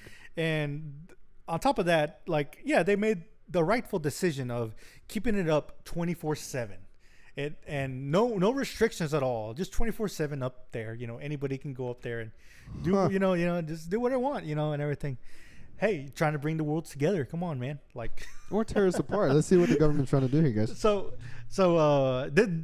has been up for a little bit. I think they've shut it down because of all this going on. So they shut it down. They're thinking of doing for other cities and all, but no, I think that's a bad idea. What did he say? What's that? Oh, gross. Sorry. What did Dorito Bandito say? Free Pop Smoke. Because there was that was one of the other things that the Ireland put up too. Yes, Pop. Yes, Rip Pop Smoke. Rip Pop Smoke. Yeah. That was one of the other videos that the Ireland from the person from Ireland pulled up at first. Rip Pop Smoke, and then after that, the Twin Towers. So yeah, but yeah, it's kind of funny. It's funny it's funny to see people at like it's like some so wholesome and everything, but then it just turns like just the regular Americans. Yeah. That just goes to show you like we can't have anything nice. No, we can't. I know, like it was funny. The Ninjas and Butterflies, another podcast. We were watching everything. Put us on, guys. Josh Andrew, come on. They talked about it, and they talked about it and everything, and they I think they saw like, I mean they thought it was cool. But obviously they saw like all the bad stuff that was going on. But it was just that stuff at first. But they don't realize that afterwards, the more like just inappropriate stuff happened. Yeah. But it was funny, they were talking about how, like, man, we need this for like all cities and all that. And I'm like, no, we don't. I mean, in the beginning, in the beginning, I think it was bad at the beginning. I mean, I guess it was good, but I mean, again, I think it should have been just up for like a couple hours, and that's it. That's it. I would have given it a couple hours. Yeah. I mean, again, like we saw, like it was pretty wholesome. People holding up signs saying "welcome" or like "hey" from over there and all that. Like, hi everybody, good to see y'all. Bye. Yeah, that's the most we needed. Pretty much. But yeah, that's the portal. That's the portal that I wanted to talk about. So that's pretty much. I think. There's something about the Weinstein files. So the last thing on the title, we can just kind of how long have we gone? Oh, I mean, we got time, a little bit of time.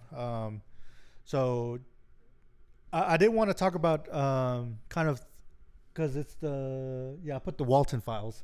So I don't know if anybody's familiar with that, the Walten files, but I've actually been going on like a little rabbit hole of. I guess going back. He was in the dark web, everybody. Kind of, sort of, actually. Nah. To the extent of like YouTube explain channels, I guess.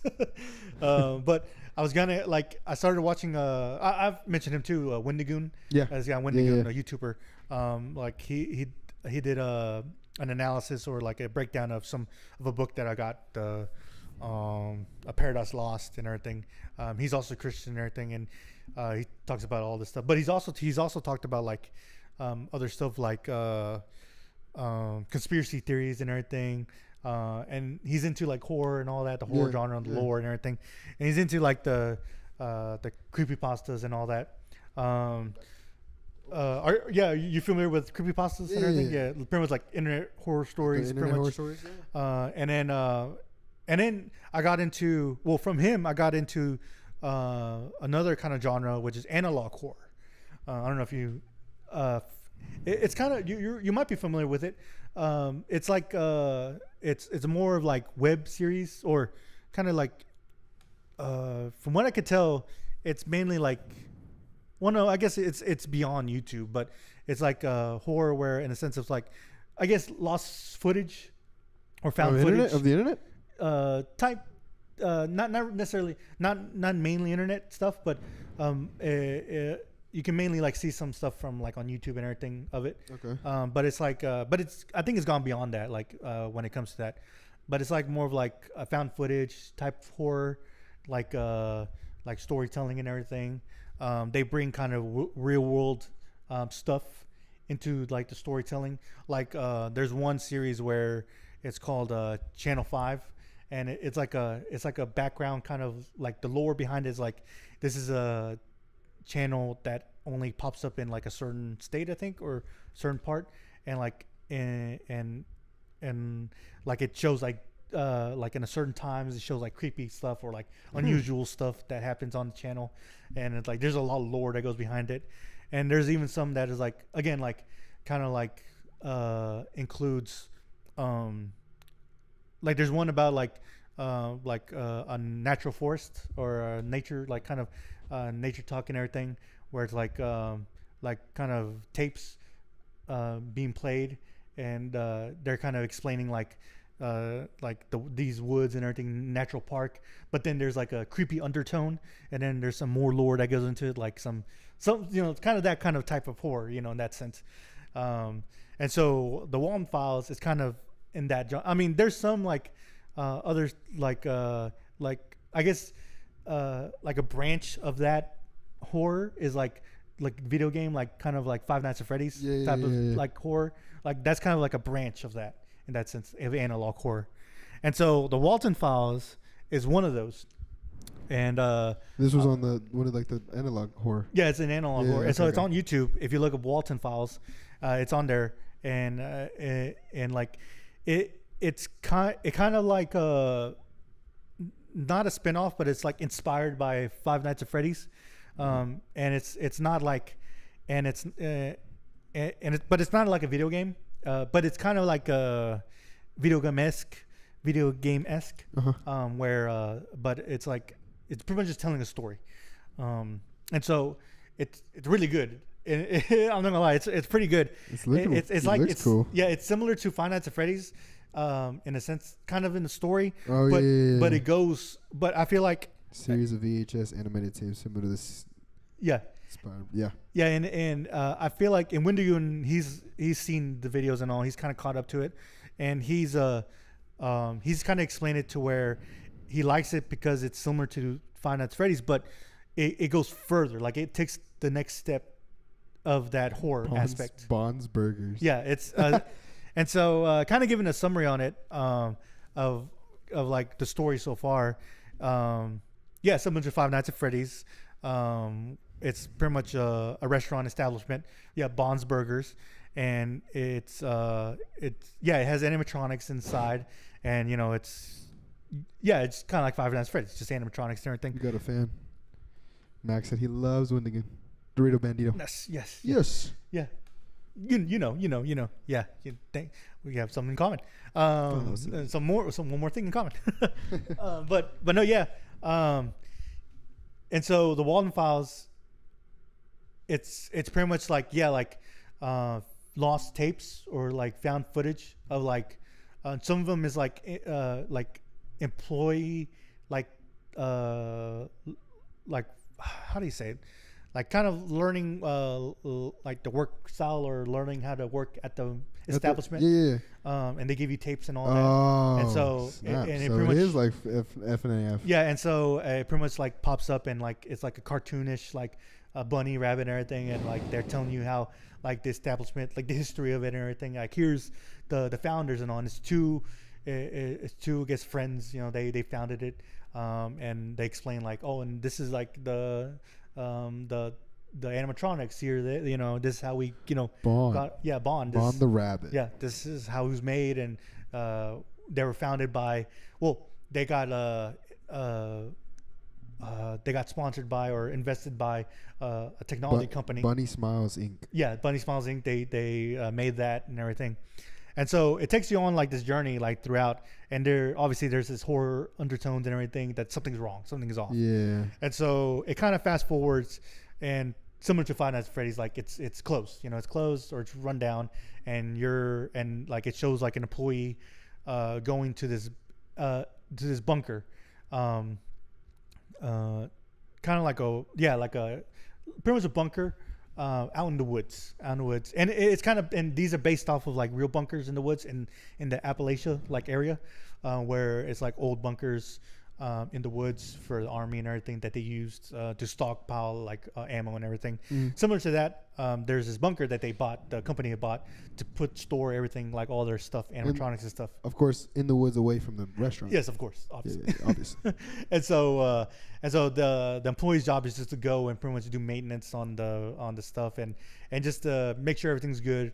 And so, lo and behold, obviously the first employee or the new employee goes in there. The animatronics are alive. They're alive.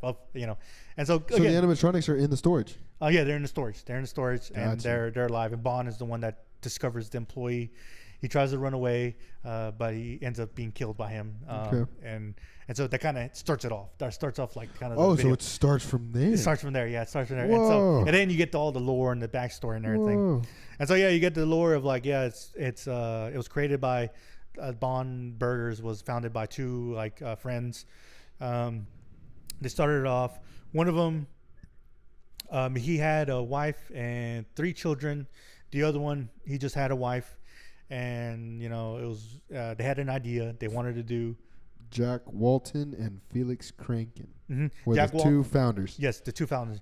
Jack Walton was the one with the wife and kids, and Felix was the one just the wife. And so they, they had a dream. They, the big bright idea, and they made the burger joint and everything with the animatronics. Decided to do all that. And so it gives hints as you see the videos and all. You see like little hints and little like Easter eggs, little trying to decode and everything. So that's another thing about analog horror is they'll show these like clips or like this video. They'll tell the story and everything, and for you to kind of want to get more details or wanting to figure out more of the lore, like a frame or even like a little section might have some encryptions or like this. Like a phrase is maybe like backwards and you have to like flip it, decode it, stuff like that. Or even this audio file, like you can't hear, but you have to isolate and to hear it and everything, stuff like that. And kind of decode this in order to figure out like the whole thing. And so you learn from like letters or like these little things that that Felix is an alcoholic, and he's like he's not going to work a lot. And a lot of the employees that are working there notice it, but they don't know if Jack, the other owner, notices it. Yes. So there's multiple. Sorry, there's like it says the Walton file is 4. Yeah, it's so the Walton files. The files is like the information that you're being given. Like so it's the VHS. Are they like each VHS tape? I think so. Yeah, I think that's what it is. Yeah, and so 4 is the more recent one. It's pretty much part 4 in a sense. It's part 4 of the videos. And so, this looks creepy. yeah. It's pretty intense. It's pretty intense. Again, it's like Five Nights at Freddy's, but it goes further. And I'll let you know why. Again, like I mean, I'm telling you this like kind of the summary. I'm gonna give out away like in a sense spoilers, but I would recommend like if you are interested or like are kind of into that stuff, go look at it and you'll get more of an understanding, and like visually you'll see why like it's pretty and again like I said, like I'm into all that like lore and the horror stuff. Me too. Just the lore storytelling. And so anyways, Felix, he's like an alcoholic, and so they're close to opening. Again, I'm just like just quick summary in a sense, or like synopsis or summary of the whole thing of what I've seen and learned. But yeah, and so they're as is going on, they have like these tech people, employees. They're working on animatronics and everything, and everything's going good. They're ready to go open and everything. And so this is pretty much the lore of like how did the animatronics become alive, or we kind of are given the answers, but not really. What is it? Greylock. Yes, Greylock and the Mandela. So that's another analog. Those are other analog horror titles. Those are also like great too. Those are also, man, they're like Wendigoon. That's if you want to start off like with analog horror or like explains like I would recommend watching Wendigoon, like looking at his stuff. Just subscribing to him. Like shout out, especially like really. Government cheese tunnels and the got milk conspiracy. Yeah, that was a funny. That's a funny one. Yeah, that's kind of a funny one. Yeah, he's really great at the explains and all. But anyways, so yeah, up until this point we kind of understand. Oh, there's the Greylock one and Urban Spook. Yeah, great analog horrors stuff. The Mandela catalog. Yeah, that one's great. That one's a good one too. Yeah, we're just looking through Wendigoon's kind of his analog horror stuff. Yeah, but anyways, before Sleeping tonight. Oh yeah, Wise and Force. Yeah, Is it that creepy? Really? they're creepy. They're creepy. I'm not gonna lie. I mean, like, Heck yeah, boy! like We'll it's watch scary. them. In a sense, it's scary stories. Like Yeah, it's another yeah. form of horror, scary storytelling, and it's great. Okay, so between you and Dorito Bandito, list them, or give us your favorite one so far. So, Like the scariest one that you think, because I'm gonna go watch these when I get home. they're all good. Dorito, I'll say, put yours. the Mandela catalog, that one's good. Okay. Yeah, Mandela catalog. I would say that's up there. That's up there. That's So the ones that say explained are the ones we should watch. I mean, he just pretty much explains. Oh, to he you, just said he explains to you the story, the yeah. lore. So that's another cool thing about him too. That if you look at his explained stuff, he'll have the link to the actual videos under the description. So if you want to go actually see it, Dang. go in there. His works cited page. Yeah, Crazy. yeah. The back rooms, he does a thing about that. He does the back rooms? He does the back Okay, rooms. okay, He does the okay. back rooms. But yeah, that one. There's there's so much good. There's a lot of them that are pretty good. Trying to go to his playlist. He probably has playlists of all these. The cryptic, analog, ARG, serial killer Sunday studies. Yeah, that ARG. Look at the. The True Horror of Local 58, the scariest series on YouTube Gemini. Yeah, Local Home, 58 is good. That one's a good one. The Mandela, Monsters Beneath Us. Yeah. The FNAF VHS tapes, an analog horror adaptation. Yeah. Oh, so is that the FNAF VHS tapes? That's different. That's actually like FNAF and everything. Okay. Okay. That's about FNAF. Fingers. So I recommend just running through that playlist. He's got a lot of the Mandela stuff. Yeah. Revelations, catalogs. I think it just split up in to like different parts because I know a lot of them. He does live streams and he watches them live streams, and some of those he'll clip them and he'll put them in like Got it. or he'll make the explain videos. And he has another channel, the Win the Gang, and that's where he does the live streams and that's where I first came across the Walten Files so on Win the Gang he watches them and if it's like something that he's interested in, he'll cut it up into that section and he'll just repost it on there. And then the Win the Goon, that's where he does the explains. The explain ones, yeah. While in the Win the Gang, it's just kind of like a watch with me. Greylock is they're a lot. Yeah. That one, Greylock and Greylock, that one too. Greylock is great too. Like it's a good one. And so I think on there it should be the Walten Files also on the Win the Gang. Should pop up there that he pretty much watches it or reacts to it. So Monument Myth, man, like you know all Monument Mythos is another one that's really great. Oh man, like just watch those videos. Just watch Win the Gang and Win the Goon, Win the Gang. Gotcha. I'm really into like I said, really into that. Been getting into he did that. an interview with the mastermind behind the back. Yeah, he does. Yeah, he does the intervieys with all of them too. Yeah, Weird Bible podcast. Yeah, he does. Yeah, he does Bible talk and everything. Yeah, he's great. Sick. He's great. But anyways, back to the Walten Files. Pretty much giving that summary. Like I said, up until now, it's kind of we're given like the answers of like how the animatronics move or who's in the animatronics, stuff like that. But as of story and lore, it's all like mismatched. Kind of trying to put the pieces together of like what happened in the beginning. And so again, back to like the owners and everything. Felix, he's an alcoholic and everything, but again, like Jack doesn't realize it as much. He kind of brushes it off, and but all the employees are like, well, he has a problem.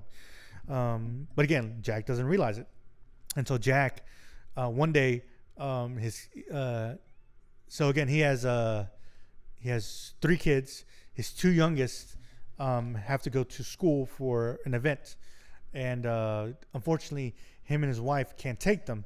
So he asked Felix to go to see if he can go pick him up from the house and go take him to school to the event, and then from school take him back home. that's what he asks Felix the favor and everything, and so he's hesitant on doing it, but he does do it, and so he picks up the kids, goes to the school, and then that's where it all goes downhill. And so a lot of the analog stuff, a lot of the horror stuff he goes into, it is intense because it does deal with like unfortunately like children, like kind of like things happening to them, like kind of like the FNAF where they like get killed and put in a suit. Okay. And so he gets drunk at the school event because there's a section where like it's like parents can drink, drink and everything. And unfortunately, like it goes wrong. He's an alcoholic, so he starts drinking. And so whenever the kids are ready to go, it's already late. They go find him, and then they're like, "Hey, I mean, it's time to go. It's time to go." And so he's like, "Oh yeah," and then they leave. And so so he leaves while he's drunk, and he's pretty much drunk driving. And so unfortunately, he crashes the car and everything. He's the only survivor. The kids don't make it. Yeah, the kids don't make it. The kids die? Yeah. And so he's just riddled with this guilt, and he just doesn't know what to do. And so he buries them right there on the side of the road where he crashed. And so along with them, they bring along I guess a handmade stuffed animal, like a rabbit, like a gray rabbit. And so that comes important later on. Is that Bond? No, it's not Bond. It's another. It's not an animatronic. It's a stuffed animal. Oh, okay. Stuffed animal. Yeah. Gotcha. And so again, like we don't know this during the videos and everything. I think we know this in the third file. We know that this happens. In the fourth file, we get more details of what happened and we get an insight of Felix, how he feels about this, the guilt and everything that happens. And so he doesn't know what to do. And so time passes, and then Jack, he's worried. Like he hasn't told anybody. He hasn't told anybody. Oh. Felix hasn't told anybody. And Jack is wondering, where's his kids? And he's calling him. He doesn't answer. And he's going to his house, knocking on the door, doesn't answer. And he just breaks down. Like he's like sad. Like, where are they? Felix, tell me what happened. What, just tell me, where are they? And then he, it fluctuates between sadness and rage and everything. And it's like, if I know what happened, I'm gonna kill you. I'm gonna and so kind of fast forward a little bit. Like, I think it shows the dates and everything. Fast forward a little bit, and this is before Bond's Burgers opens. And so, so this is all before the actual restaurant is open. Yeah. Then I think a few weeks or so, it opens, and they still continue it, and they together even after no. The thing is, though, the employees kind of continue it. I think Felix hasn't really been seen. He's there, but he's not. But the one, and Jack is the one that hasn't been seen. He's missing. He hasn't been seen. Yeah, the father, Jack Walten. Yeah, the other partner. He hasn't been seen. And so the employees are kind of wondering what's going on and everything, but they must, the show must go on, the restaurant must go on. And so they see Felix, he's around and everything, but they do see that he's distraught, like something's wrong. And so the employees are okay, whatever.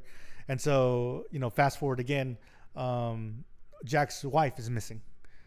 So all the Waltons are there's only one daughter is still alive, but she's like a baby. No, she's a little older. She's like a teenager, I want to say.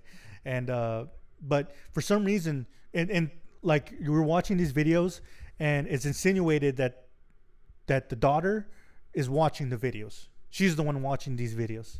Oh, so the person that you're playing, that you're watching through is her. Yeah, it's her. It's insinuated into that, because in the videos, there's moments where it's distorted and everything, and certain animatronics are talking to her and asking her where am I, or what's going on, and it's really that's where the horror and stuff goes into it.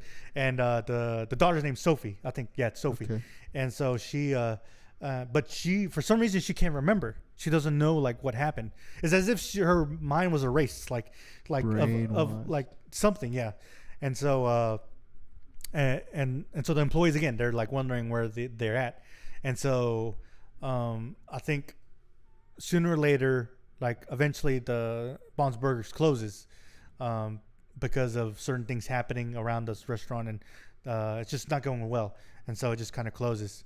And so throughout that, they really like some of the employees. I think two of the employees, one of them stays late at night and is doing maintenance on the animatronics, and then Bond pretty much comes to life and pretty much kills her, and stuffs her into one of the other animatronics.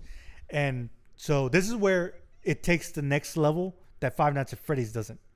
Where in Five Nights at Freddy's, Springtrap, he's the only one that has an actual human body inside of him, and he's trapped. You know, the murderer, the murderer that, you know, who kills all the that guy, he kills all the kids. Yes. But in all the other animatronics, the kids' souls. It's the souls. It's the souls that are in there. Now in this, it's actually the bodies or the people that the victims are actually in the. They're actually the ones controlling them. Yeah, and so Bond, we don't know who he really is yet. We know who the there's 4 other animatronics. We know who they are. I saw the name is like Buzu, and it's like So we know who the people that are in those animatronics are, because Bond kills them in the restaurant, and one by one pretty much stuffs them in the suit. The Showstoppers. That's the animatronic. It says also known as the Showstoppers. Yeah. Bond, Buzu, Banny, Billy, and Shaw. Yeah. And so there's 5 animatronics like FNAF. Yeah, sort of. Pretty much. Yeah, sort of. And so again, like I said, it takes it further because it's not necessarily the soul that's controlling it. It's the victim that's in it. But it's again, you got to watch it in order to understand it, because it shows kind of the visual. It somewhat shows the visual of like the silhouette of the animatronic, and then it shows the silhouette of the body being kind of just like torn apart, it being stuffed into the stomach of like the animatronic, and like just the visual and just like kind of the putting your imagination into it, like it's just kind of grotesque and disgusting.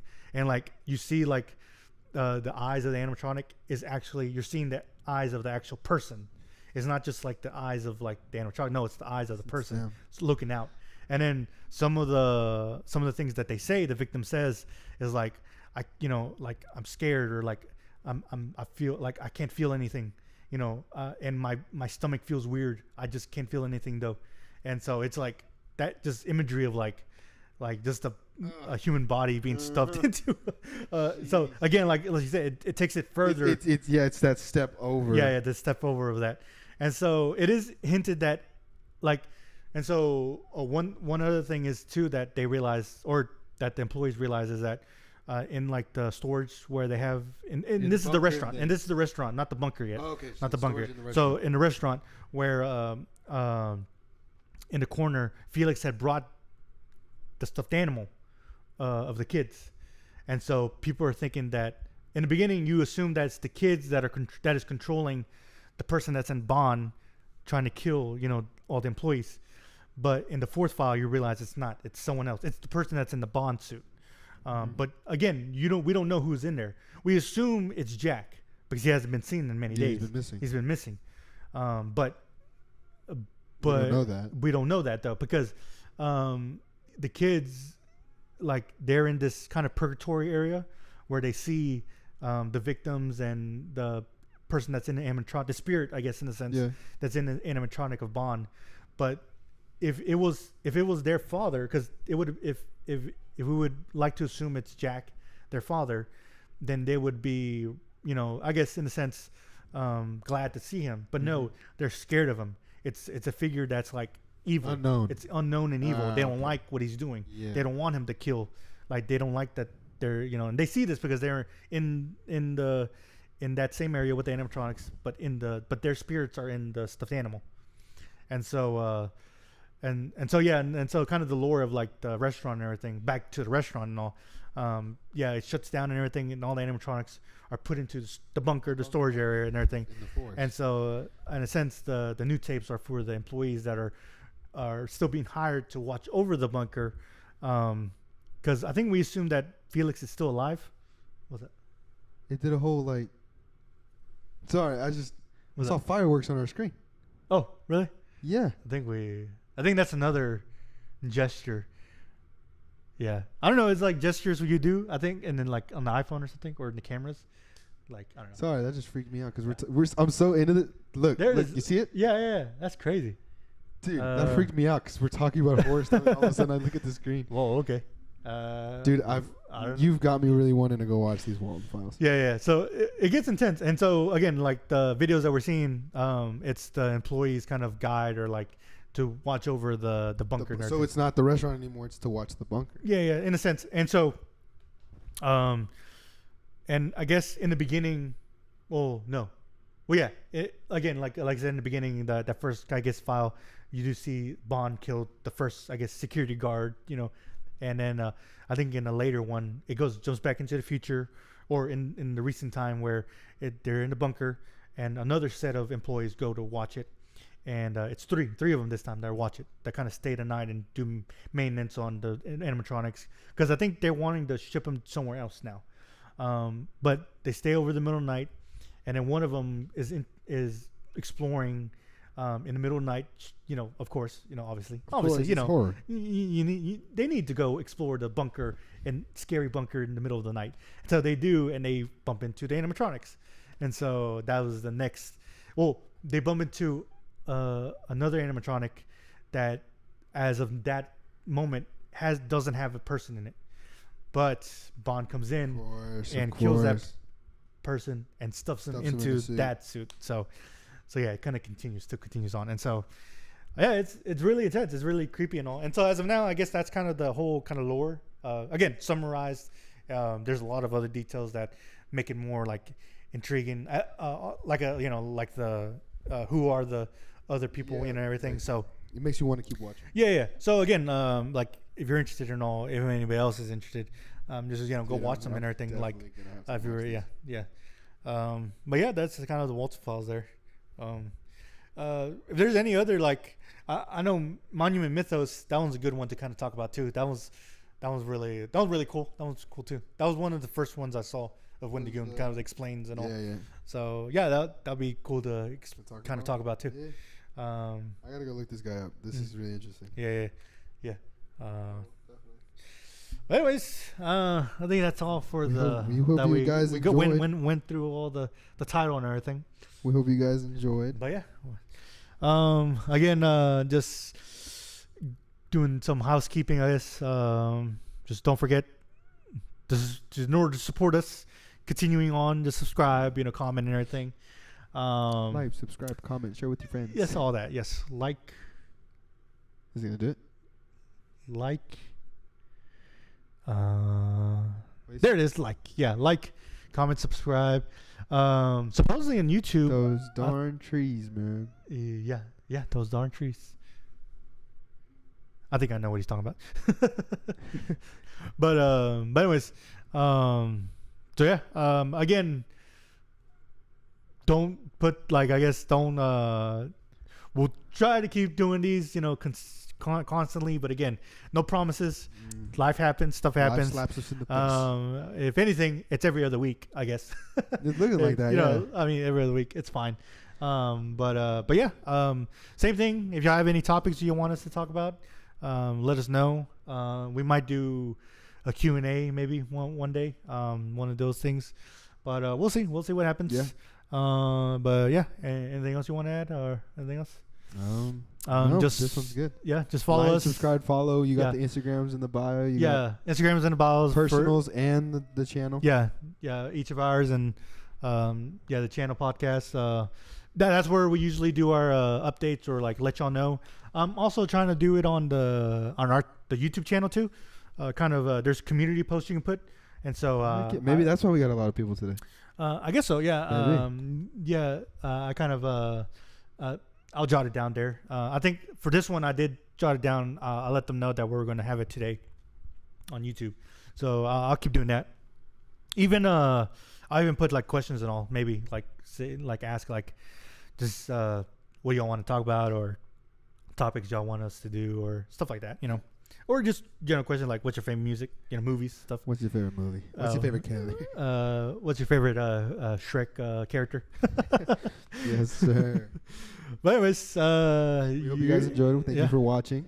And you know what it is. Always. Ya tú sabes. Ya tú sabes, baby. All right. Y'all have a good night. We love y'all. Guys.